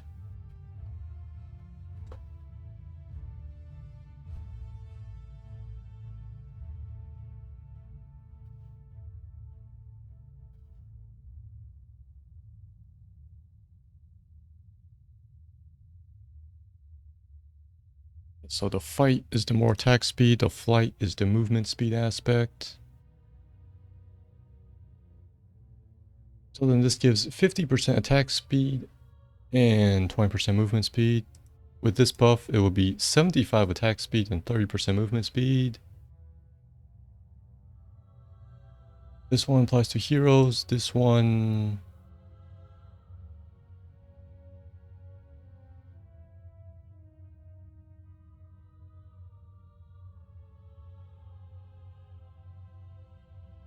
let's say only applies to... that's 50% increased effect on allies. Inspire.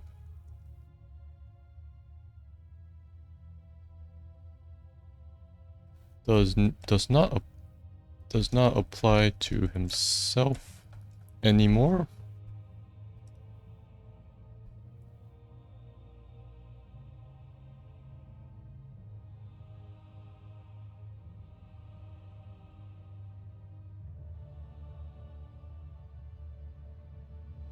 Let's do minions against minions and mercenaries. We have another taunt. This is legend.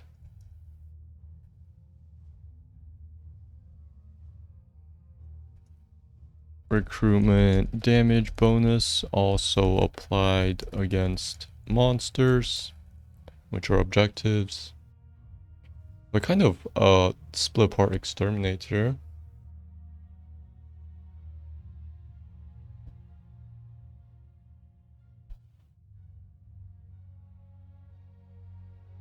Yeah, but this will actually apply to all damage, not just basic attacks.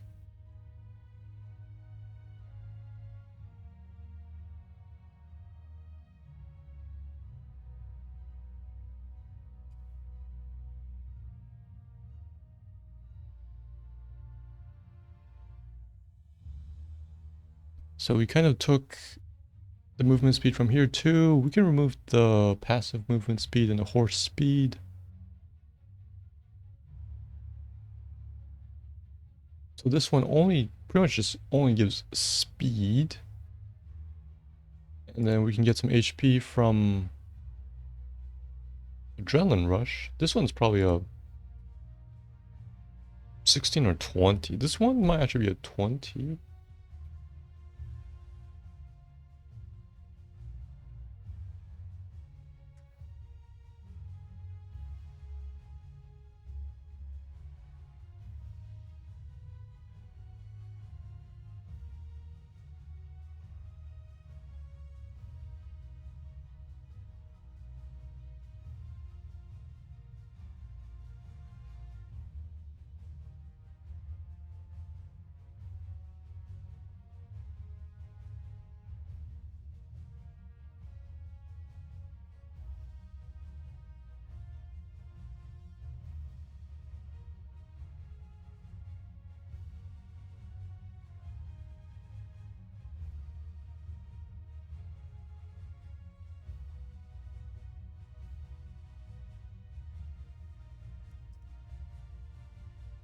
Adrenaline Rush grants Unstoppable. Lasts 1 second.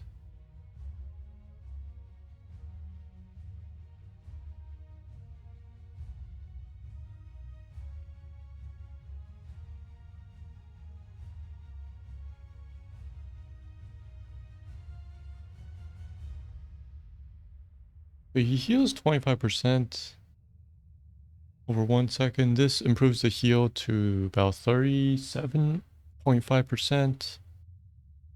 He gets armor and he gets unstoppable.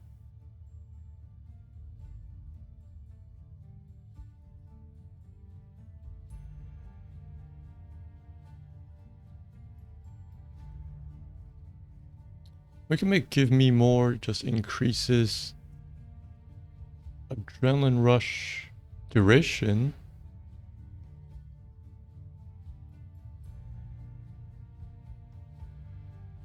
To 1.5 seconds.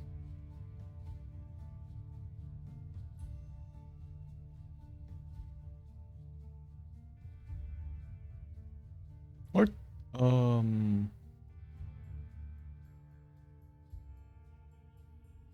I was thinking of making this just give unstoppable instead of the extra duration.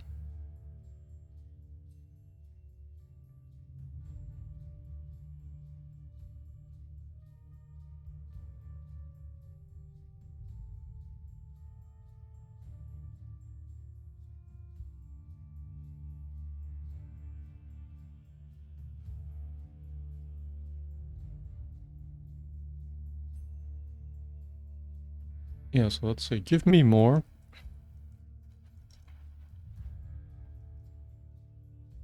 Adrenaline rush heals for 2 sec, heals for 50% max HP over 2 seconds. And then we keep Rager's roll as adrenaline rush grants unstoppable.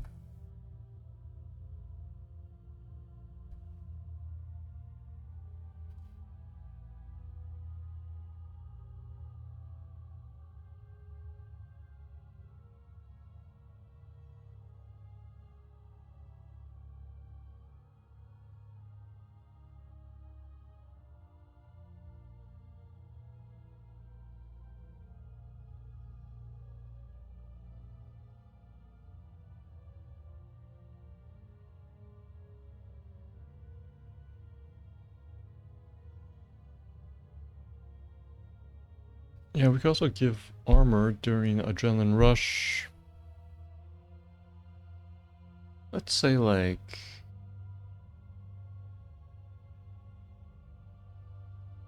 30 armor over its duration.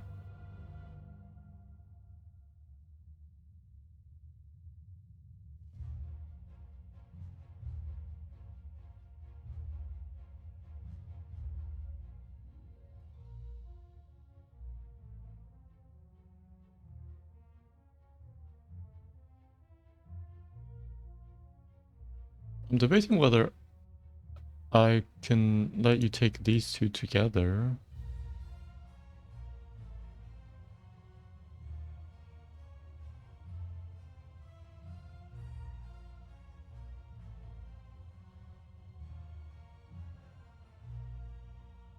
Okay, let's say yes. And let's change this one. Adrenaline rush heals for an additional 0.5 seconds. Adrenaline rush heals for an additional 0.5 seconds, which will be 12.5% HP. We have this one, grants unstoppable.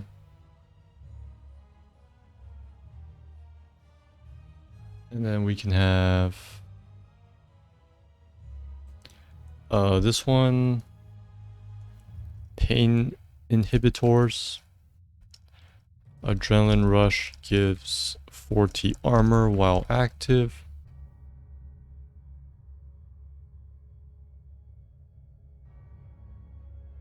So you can see they all work together. And you can also take this one and apply it to allied heroes. That's why I'm making sure the duration is very short. Because these are probably at 13. This one is definitely at 16. Because you can share these things.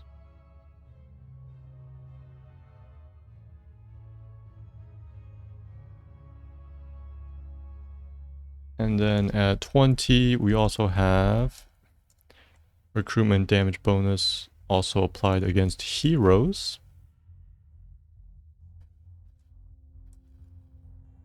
which is 50%.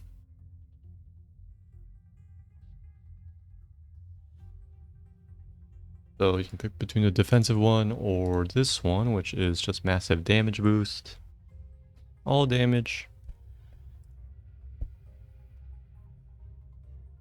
And lastly, we have some life leech. Probably not, I'm just all healings through Adrenaline Rush. And we have...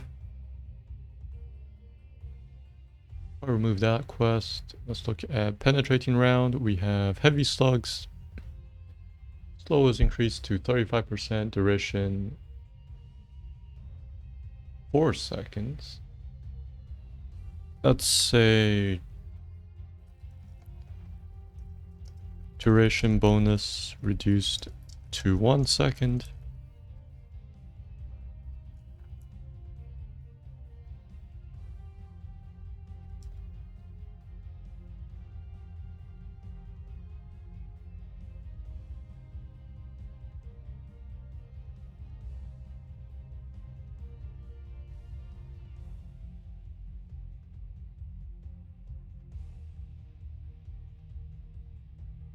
Make this line them up, hitting at least 2 heroes with penetrating round increases its damage by 50%.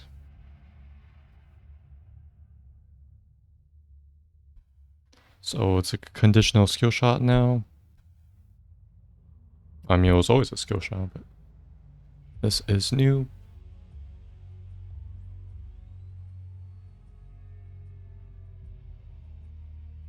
That's where the damage went. We have a conditional damage bonus. I don't want the cooldown. 9 seconds is already pretty short.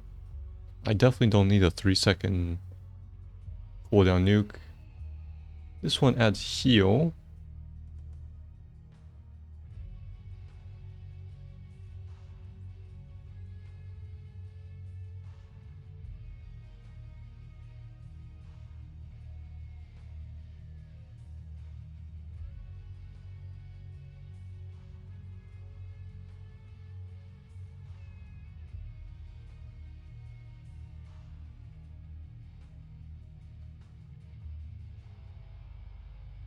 So the extra knockback is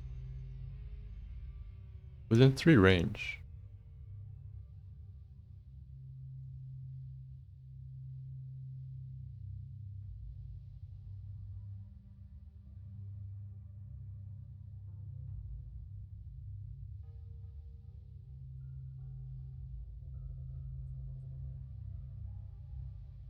Maybe let's change this to concussive.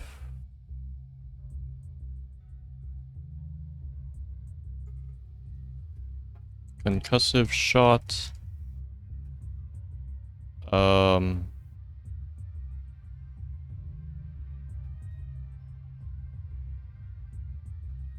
Knockback or hitting penetrating round stuns for 0.5.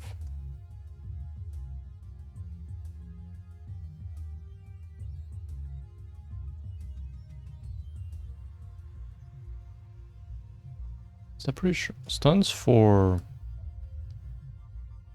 1 second against enemies within 3 range, which is the close knockback threshold.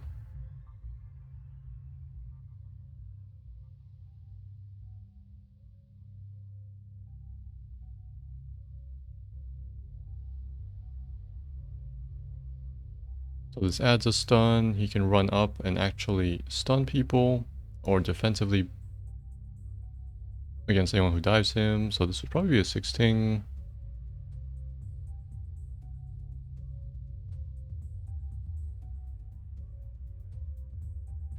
Let's see. Behemoth armor also works well with Adrenaline Rush because that's percentage based. We removed all other sources of sustain.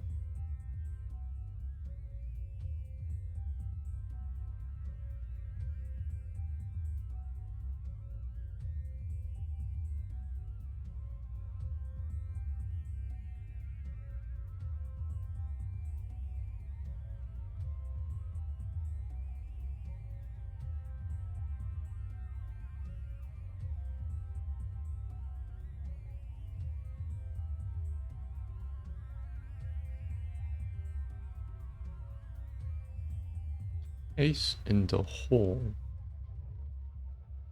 Does more damage to stun or slowed enemies. He only has a slow.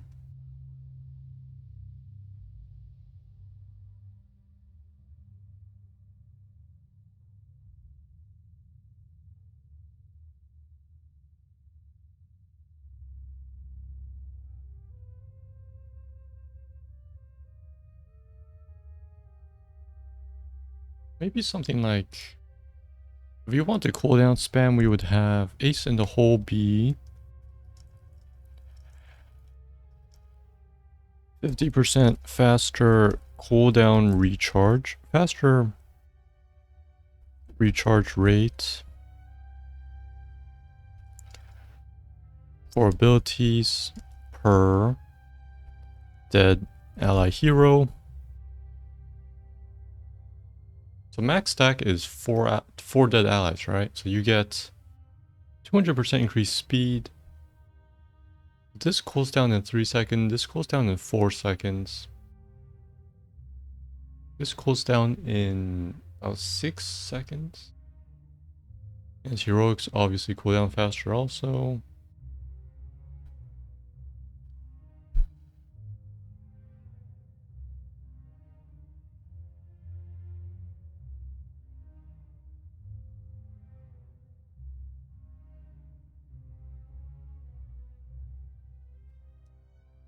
%50 faster recharge rate for abilities when alive for each dead ally hero. So this is kind of like a comeback talent for a team fight. You shouldn't depend on it, but it's there. This is probably a 16 talent.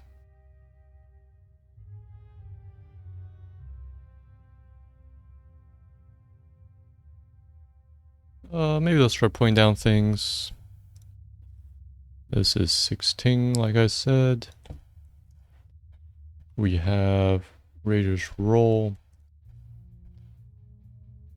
at 20, along with Bounty Hunter.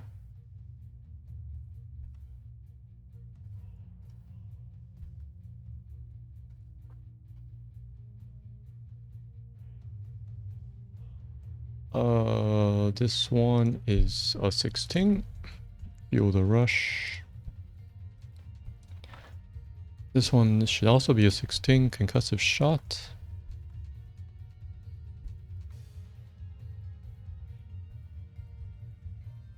And the third thing, we have the Inspire talents. Let's figure out their names.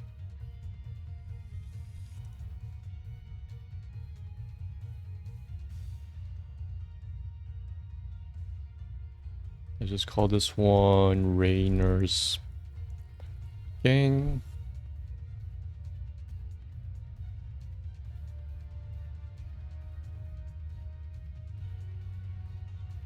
This one, we just call it Stimpack. I think just one word like that. Stimpack.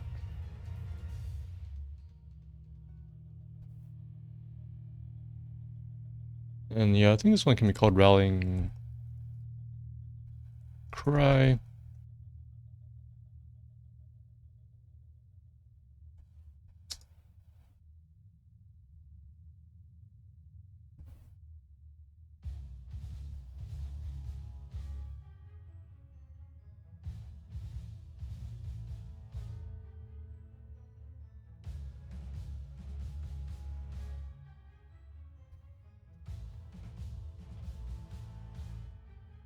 Let's see, we also have these things.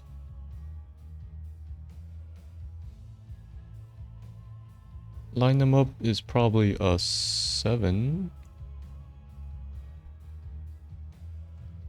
Okay, let's see how many slots we actually have. We have 8, and then here is 8. Okay, that's perfect. So things that look like they're 1 is probably...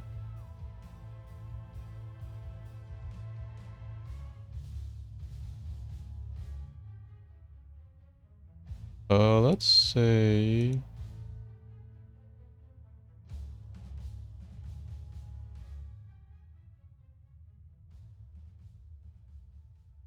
Let's actually let you take all the Adrenaline Rush talents on top of this one. So this one's probably at 1. So you can take this one.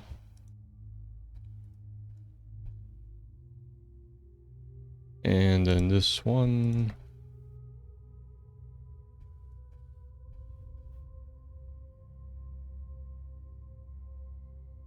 Yeah, I'll say duration increased by 0.5 seconds.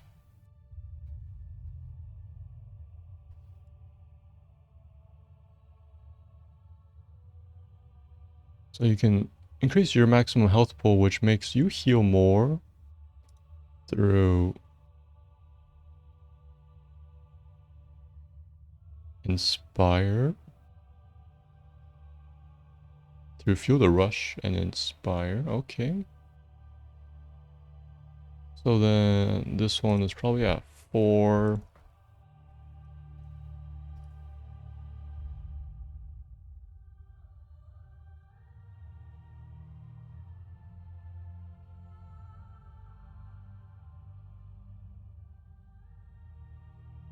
So that's the maximum healing build. And then if you wanted the maximum DPS build, you take Stim Pack.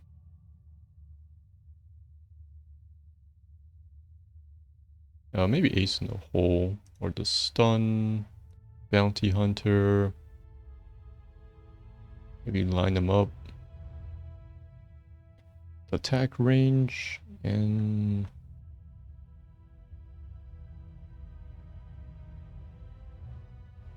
maybe Fireflight.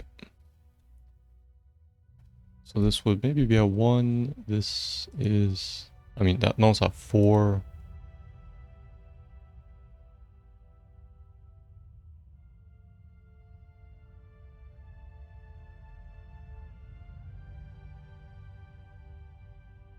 Yeah, we gotta spread them out. So this would actually be at 1. This one can also be at 1.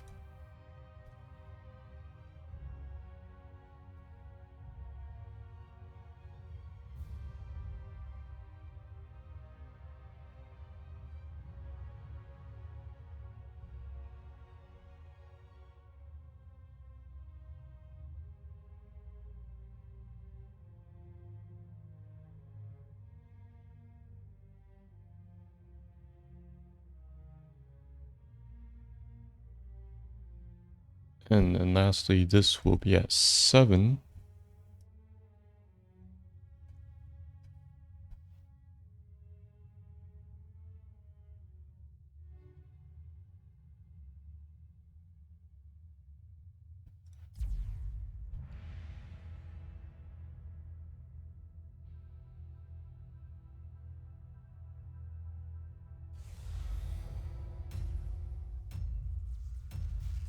Minions, mercenaries. Let's say end summons. Because Raynor's Raider should be classified as a summon.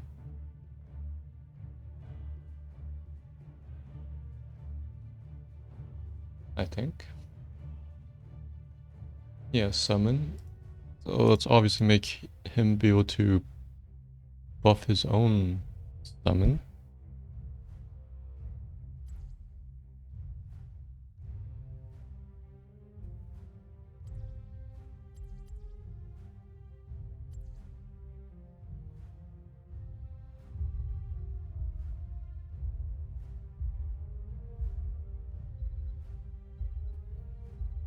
So that will actually go into the base spell. Inspire also affects summons.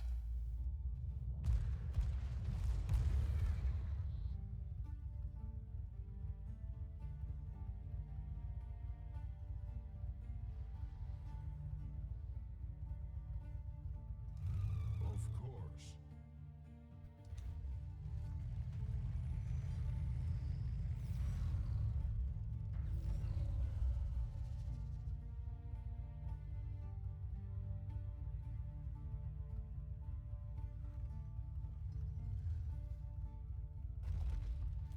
Oh, I said I wanted to give him some things that lets him buff mercenaries. We could change hired, I guess.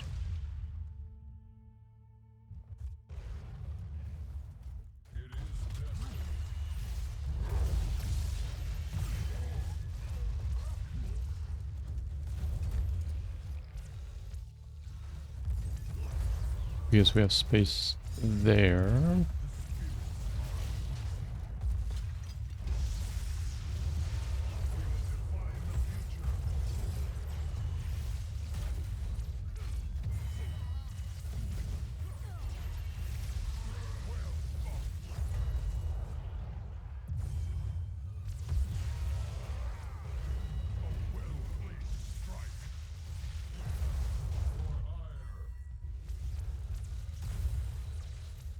Or maybe the health part.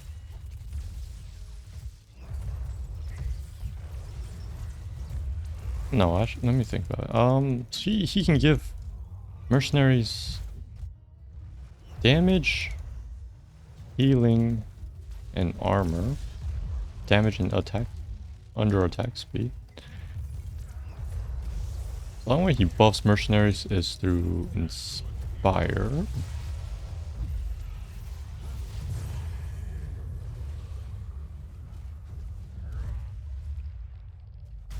The light of justice dawns once more. Assist me quickly. Entaro Adun. No, maybe it's fine like this.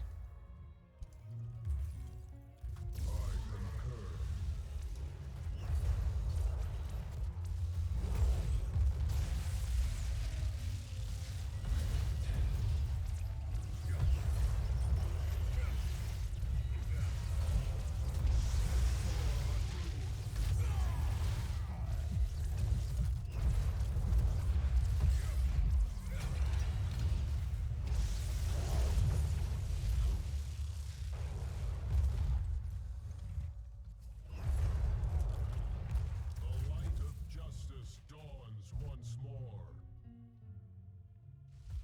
Of course.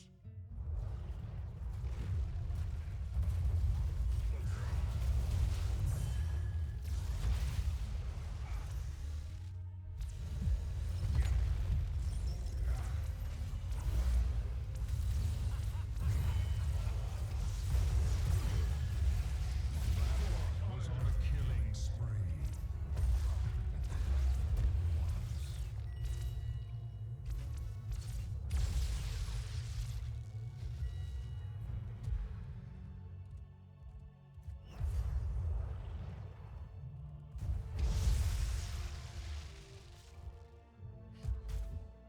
It is destined.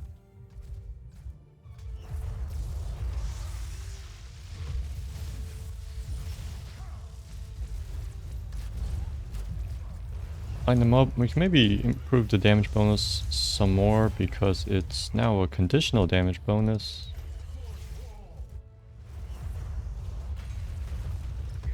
Let's go with like 60 or 75%. This is at 7. Let's go 60% at least.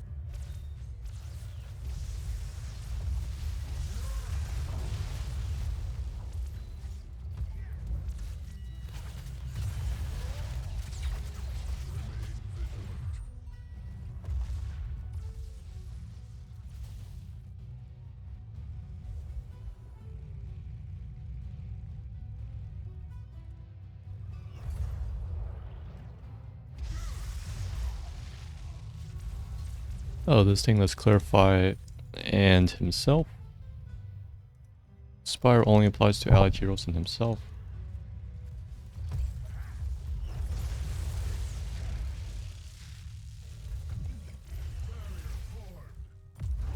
Because he obviously counts as an allied hero.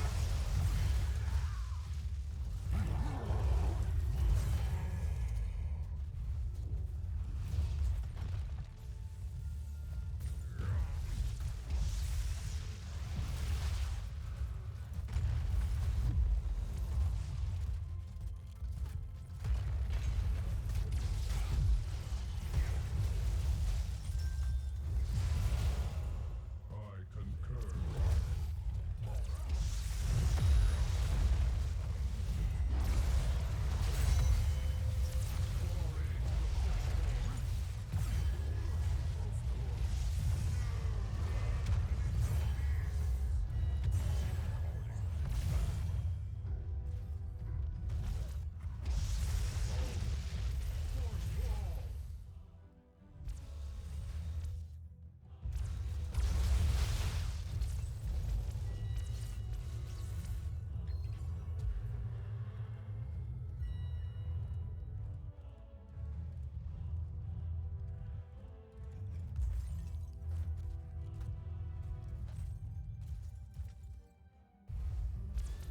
I thank you, healer.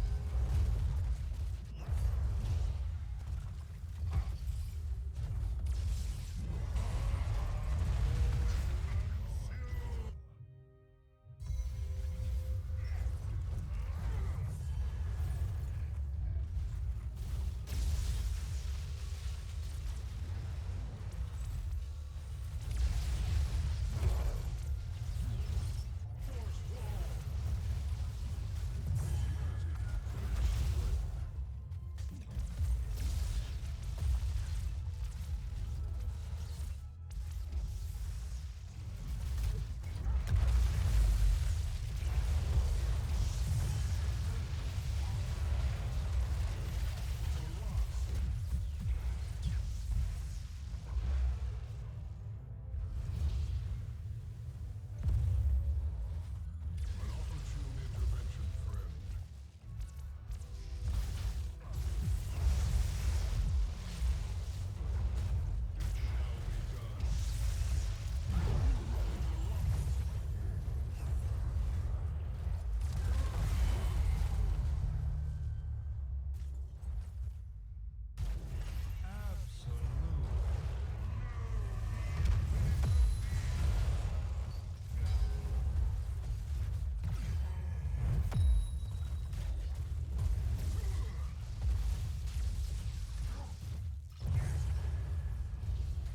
The light of justice dawns once more.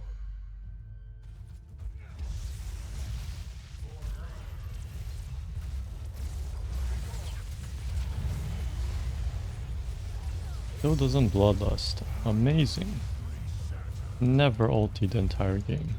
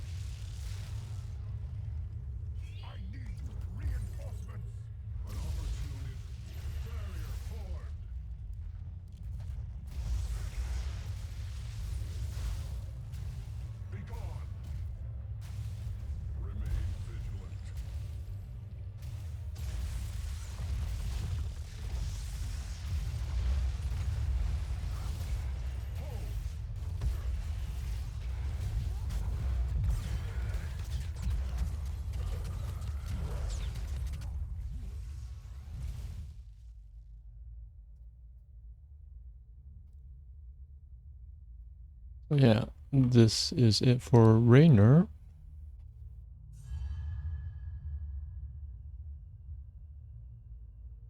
The mercenary buffs, it will just be through Inspire and Adrenaline Rush.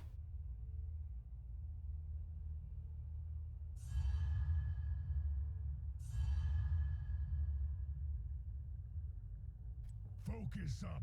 We can still beat them. MVP.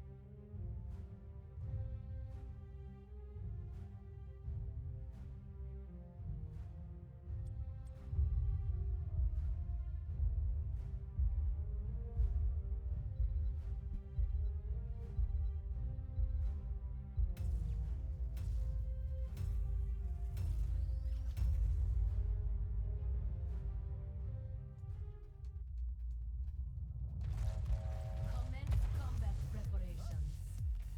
Your strength will serve my purposes, even if your ideals will not. You know, I'm not all that excited about this team up either, okay?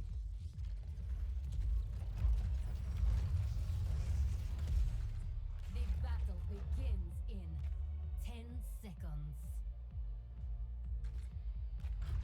5, 4, 3, 2, 1. The gates are open. Go!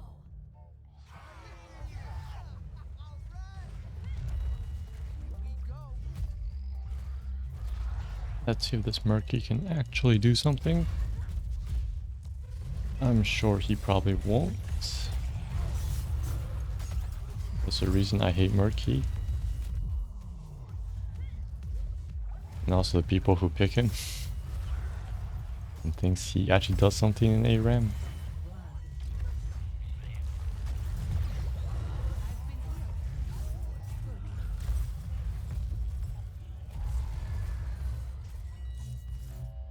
An effective attack.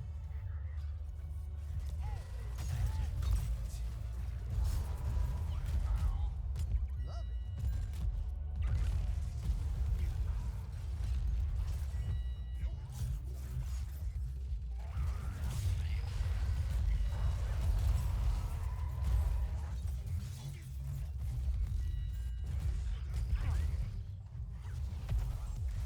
This is gonna make you feel better.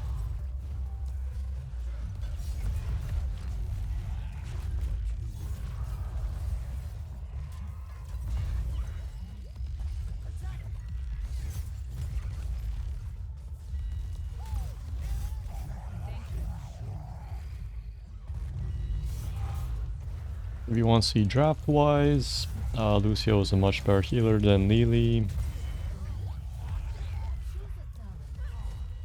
I should be able to easily get like double her amount. So let's see what our build is.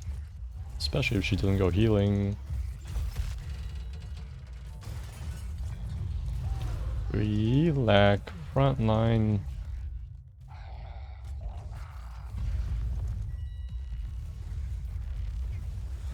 The enemy has good front line. You don't have a physical attacker. You have two spell nukers in the back.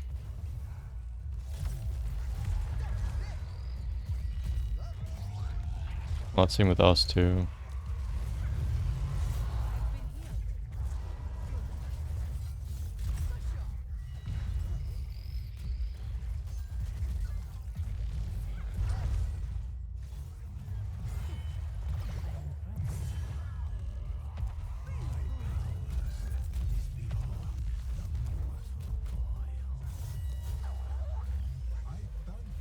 Quite charitable, Qhira.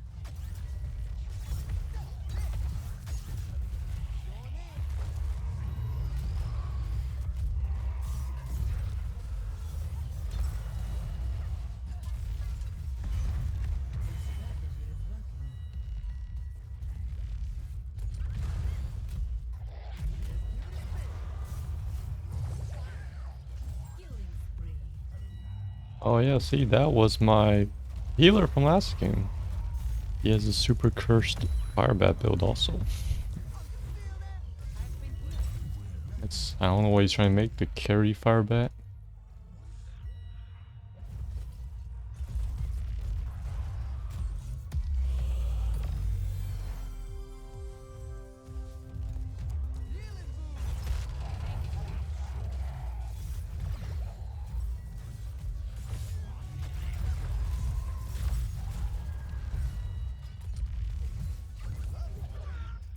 The ulti I'd take, probably not high 5.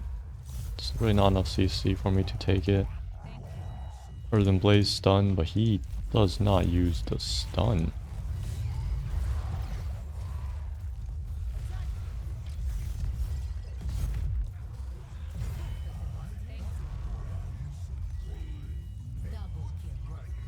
Sound barrier will help against Rocket Ride or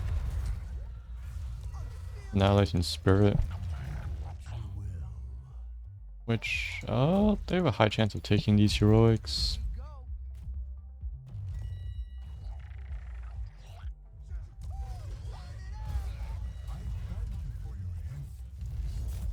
My Qhira's been trying to be in the tank.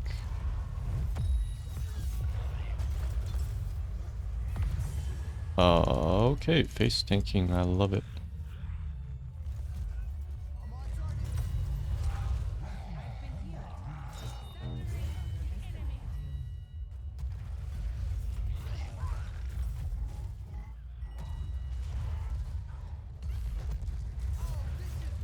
Quite charitable.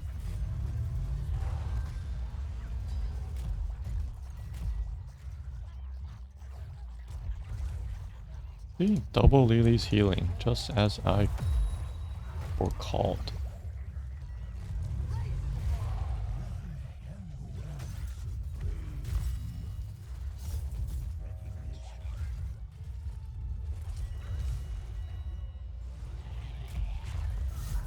Murky, obviously going the slime build, that's what every Murky does.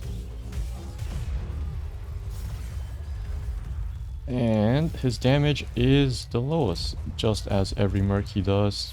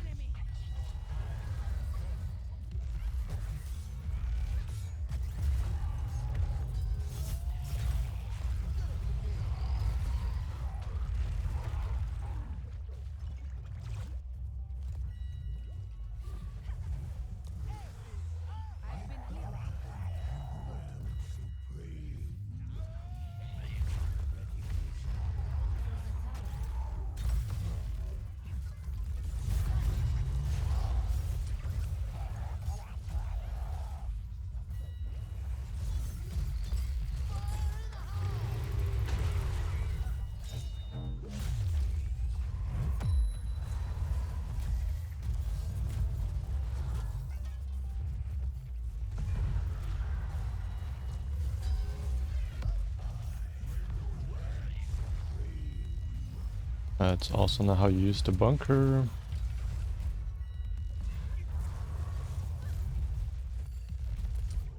So my worst fight, I would say for ARAM would be Murky,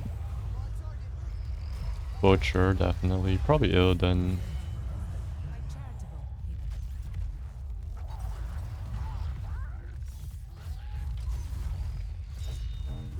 Why is this guy going so far? Oh yeah, and now not sure about the others, but if they actually win, it's because they're lucky or because they get carried by their allies.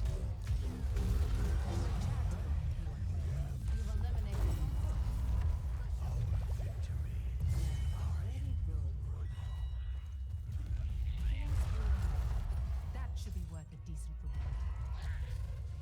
I've been healed. Who am supreme?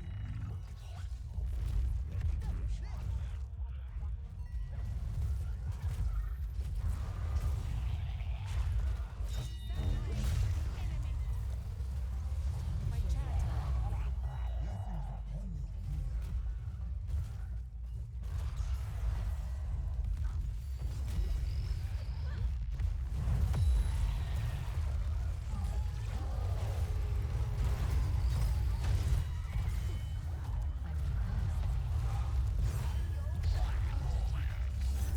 Double kill.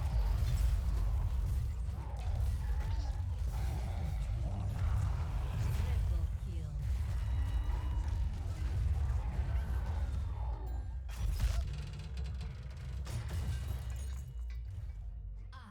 Untouchable.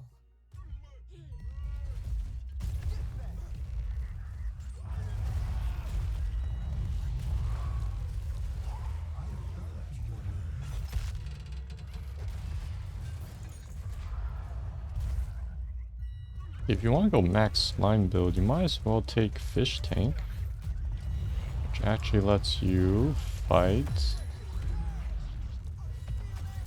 tanks.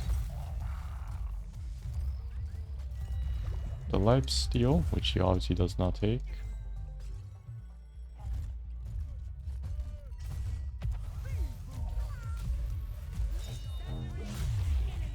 Since the enemy has no physical sustain damage, he could actually use Fish Tank pretty well if he knew what he was doing.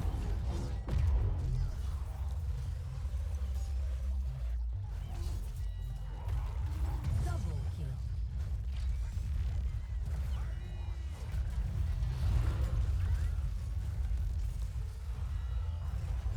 Thank you. As it should be. Effective repel.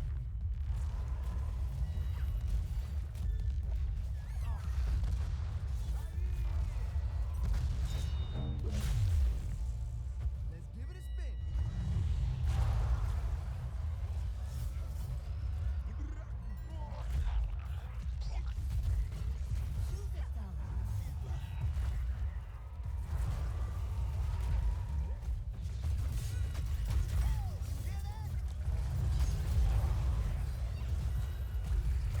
Yeah, I should be saving my push for Qhira's heroic.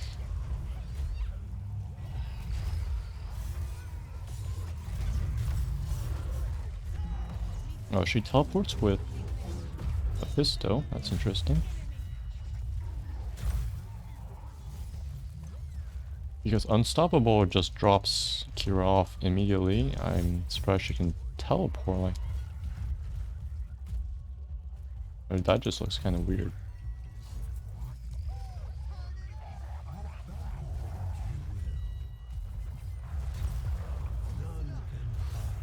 You obviously got the execution toy, failed to use it, and I missed my thing. Perfectly done.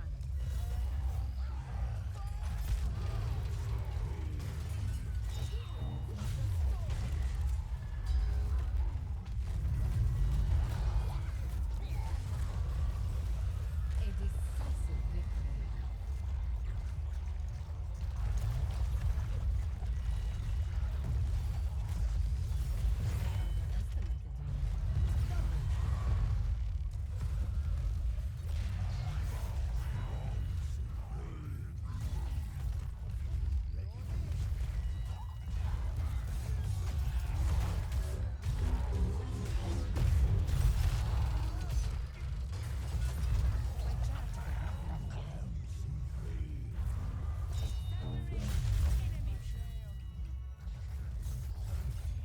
Yeah, her final strike has a very noticeable sound effect during the charge up, which I never noticed because I usually don't play with sound.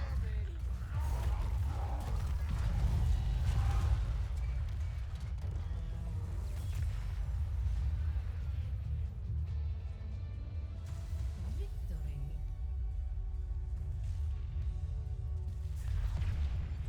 MVP.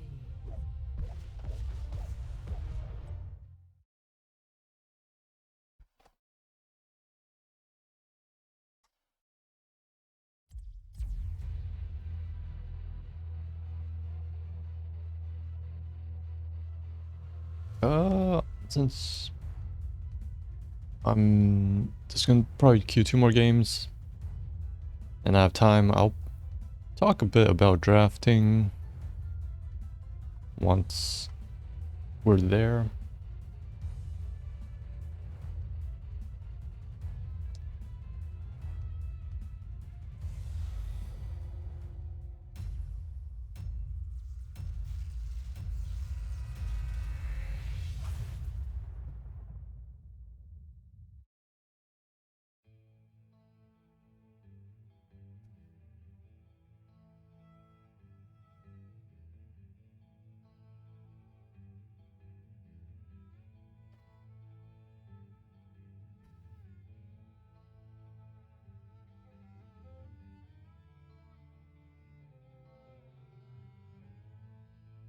So your first, it revolves around the healer. We actually have a lot.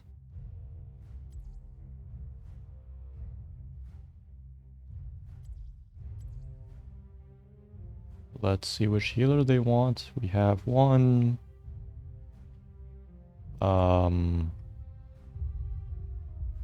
He wants to play tank. That's fine. 2 tanks. They don't really do damage. We have Zoljin mainly physical and Zagaras mainly magical. Initialization in progress.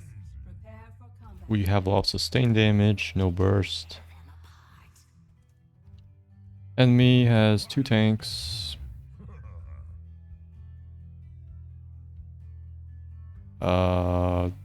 Sorry, yeah, she has damage if you charge her. Energy. Time remaining. But I should definitely be going a pure physical build because 5, I have a lot of buffers 3, with 2 tanks. 1. And I'm fighting 2 tanks. Localized combat now beginning. Enemy's only dive is Diablo. So we actually should not be overrun too easily as long as we get some peel, which we are seeing 0.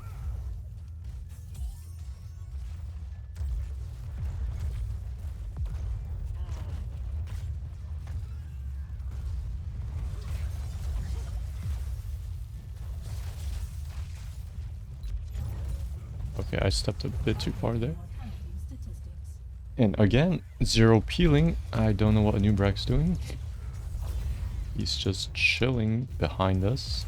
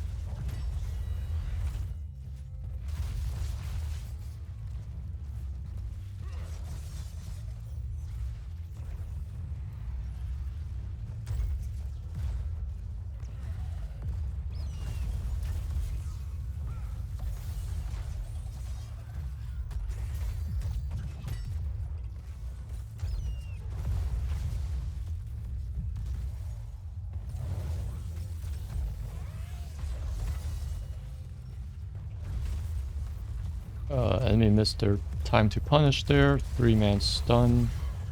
Jaina was not following up.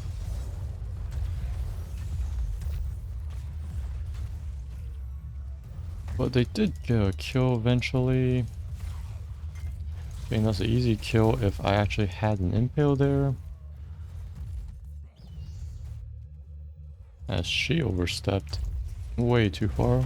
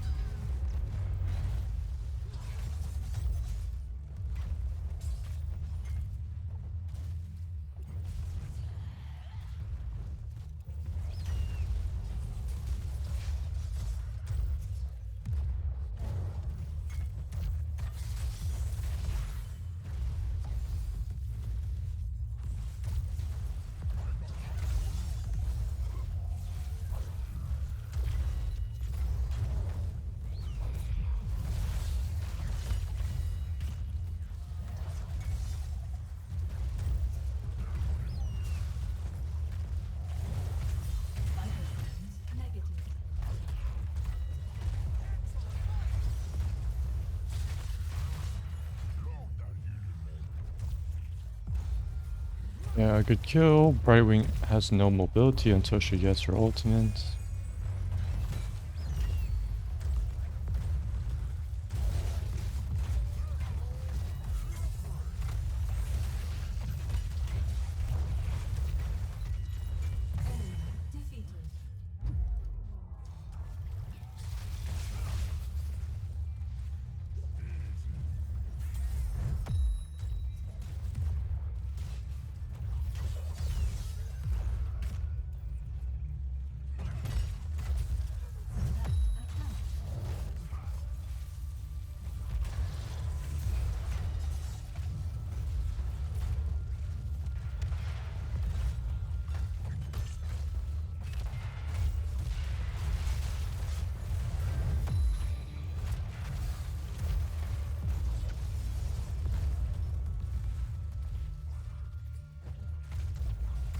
This is actually a pretty passive game.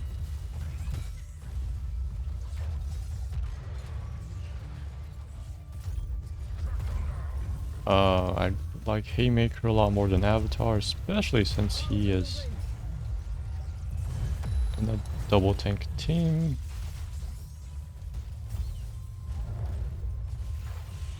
And that's a waste of Avatar.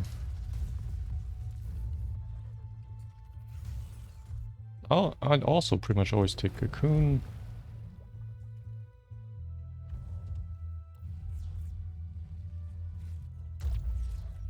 So it seems we're still going to be trying to do very passive sustain damage, as we lack the 2 heroics to actually initiate in.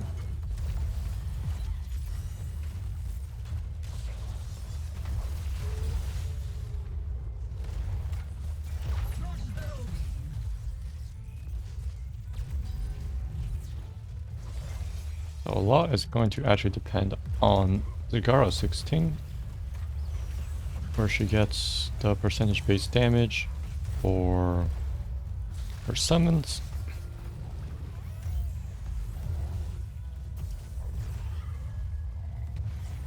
That's where a lot of her damage comes from.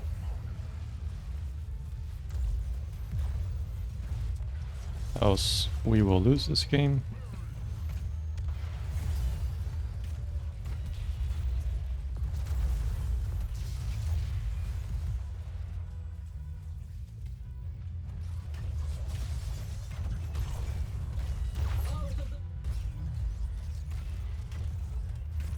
Haymaker there, she will have 100% died.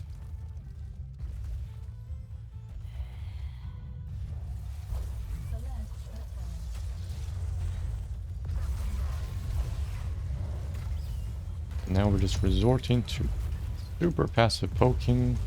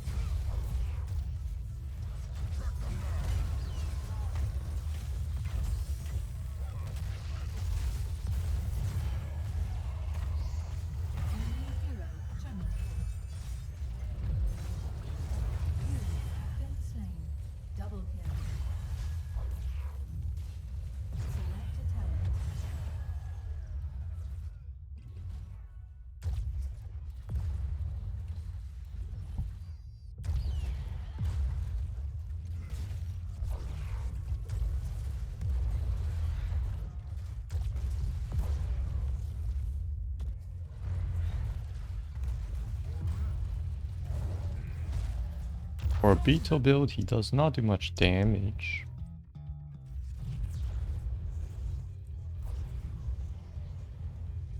Because he's way too passive.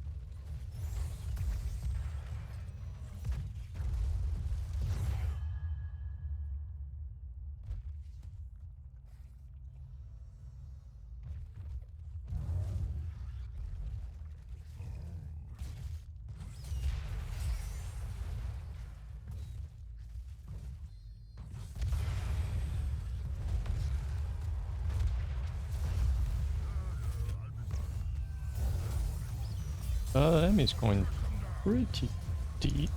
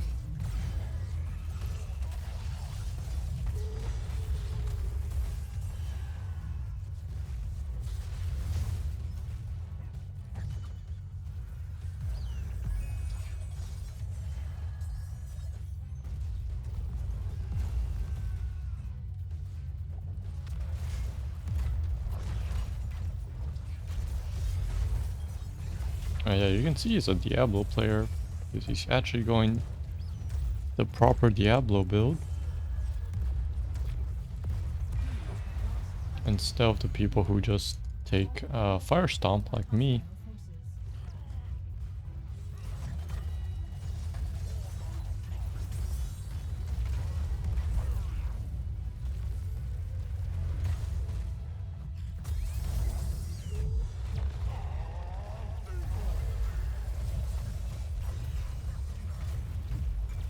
Updating mortality statistics. Alert. Your core is under attack.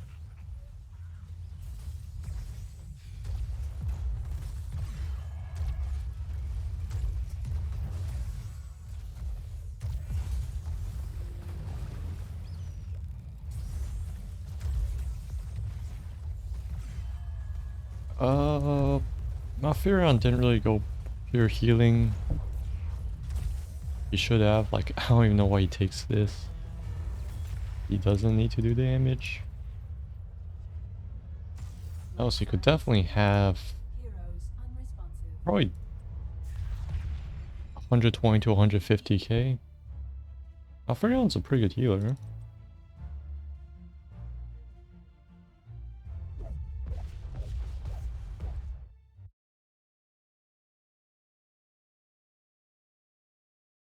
Let's do one more.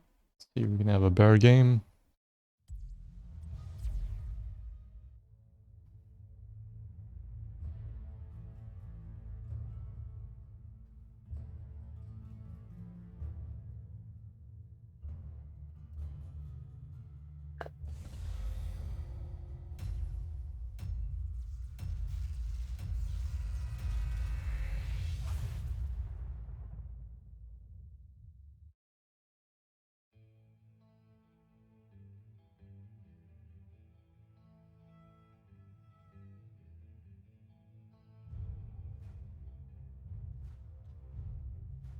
We have one healer, so it has to be Stukov. If he doesn't take it, we'll probably lose. Good tanks. Johanna's pretty good. Better than a Nubrak, but he really wants to play Gul'dan. Yeah, Gul'dan's, yeah, probably our best ranged hero here.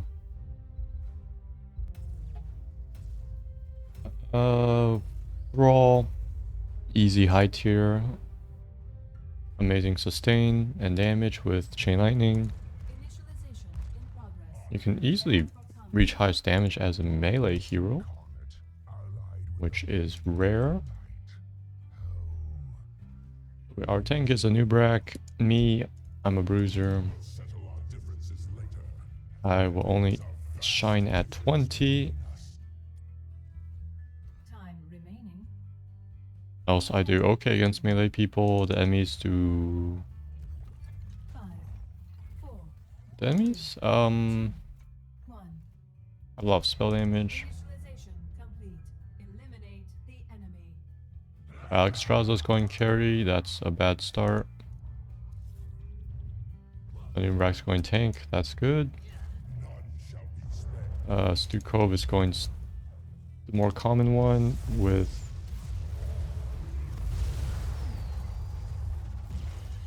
the one related with the silence.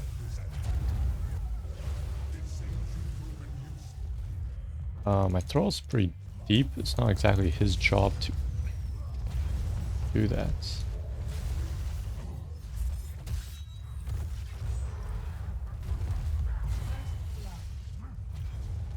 Yeah, Unimrak who knows how to play. Easy kill. It's really looking good. The KO is going Sphere. I don't know why. Sphere is horrible. May's going Snowball. That's okay for pushing. That one's common. That one's okay. Well, he's probably not gonna go Archon then. Probably gonna go Black Hole.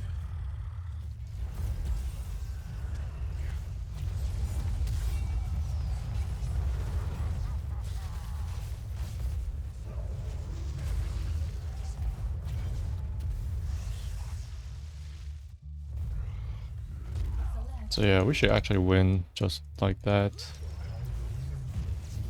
Based on how people decide what their talents are. Even though Alexstrasza is the better healer.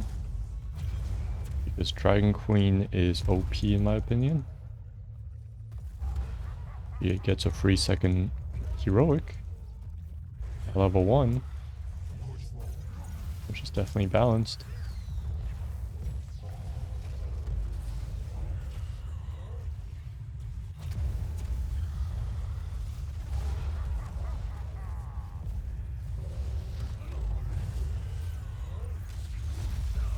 Feels like a life drain go on. Yes, it is. You can see that cast range bonus.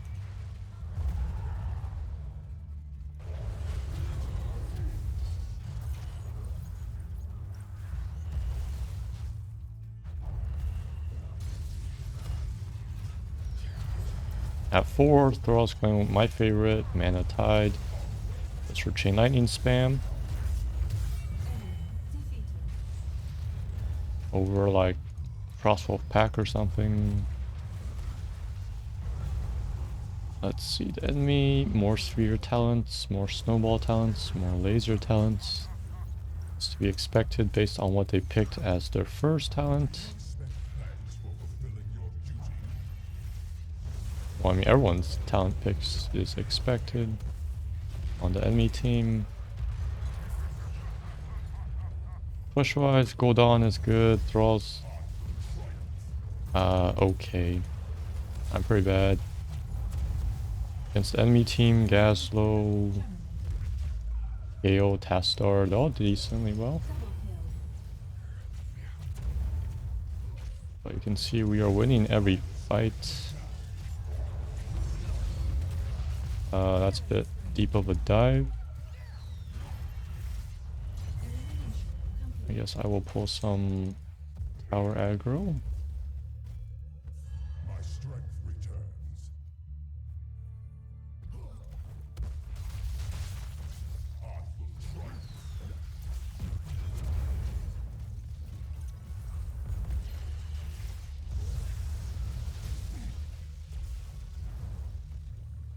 It seems you've proven useful, healer.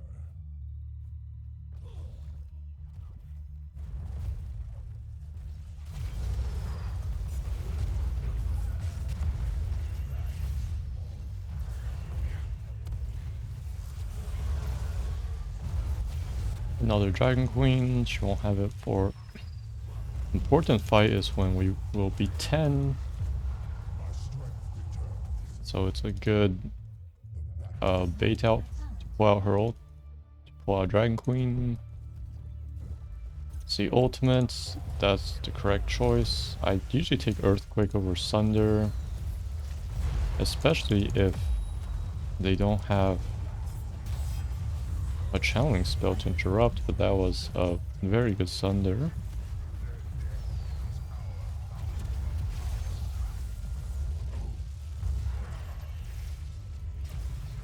I think I landed on like 4 targets.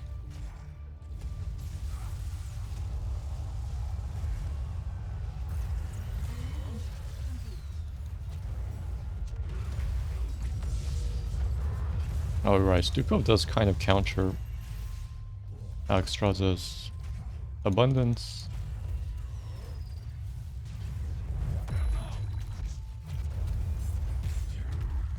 Enemy fort destroyed.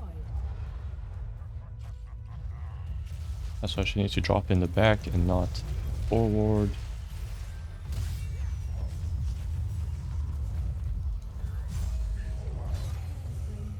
I shouldn't have been in range of the keep.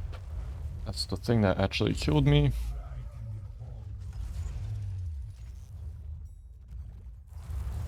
Let's see, black hole as I called, avalanche, expected, that one's expected. Probably pyroblast. And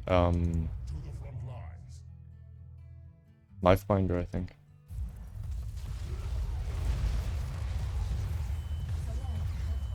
Or they're getting busy getting demolished.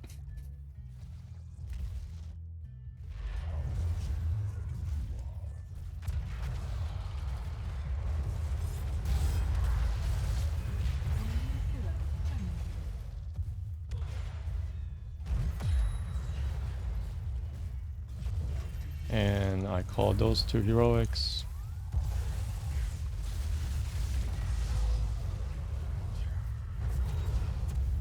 This guy should not be staying there. I don't know if he just committed to stalling for us.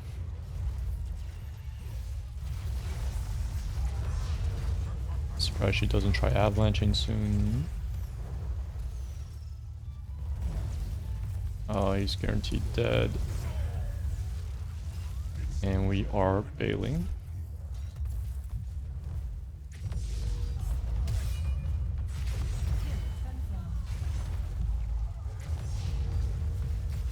Or not, because the team knows to come with me.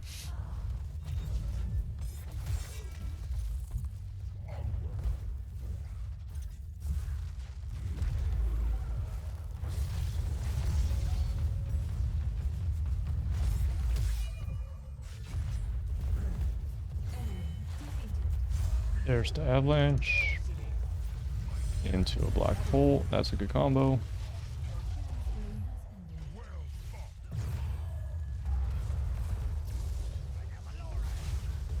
Killing spree.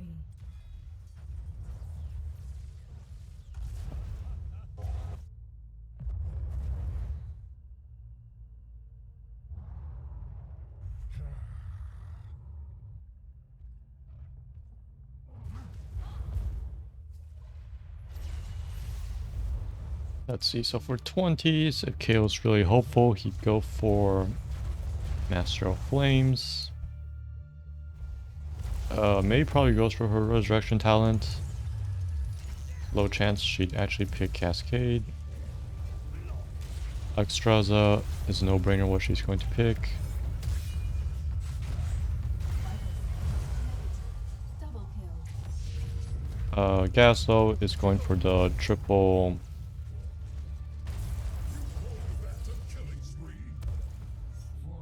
Explodium charge. And Tastar's probably gonna go for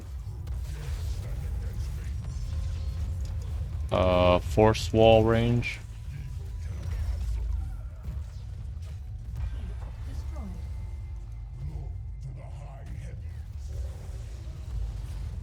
The chances of him taking the other 2 are very small. Spell power and Real Blitz. About 10% chance each. highly doubt he'd take them.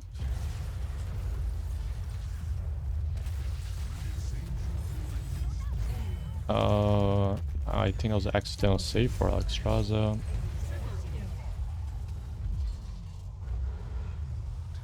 That's not the target he should have been powerbombing. That might have been for me.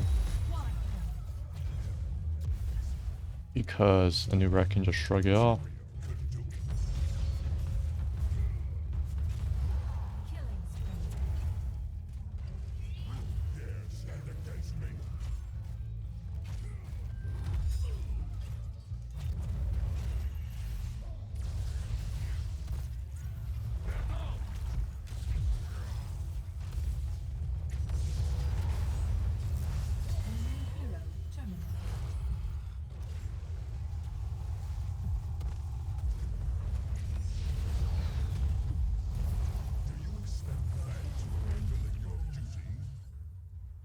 We're just diving for fun. There's actually no reason why we should be staying there.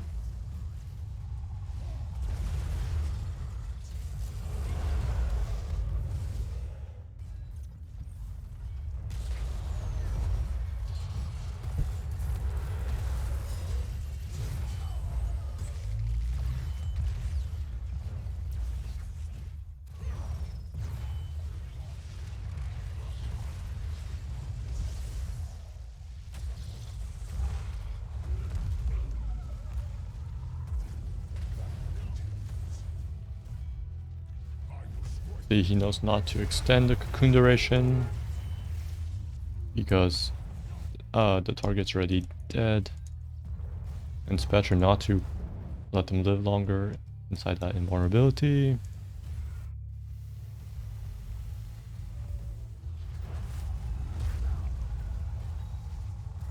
And it's time for me to just wreck people at 20.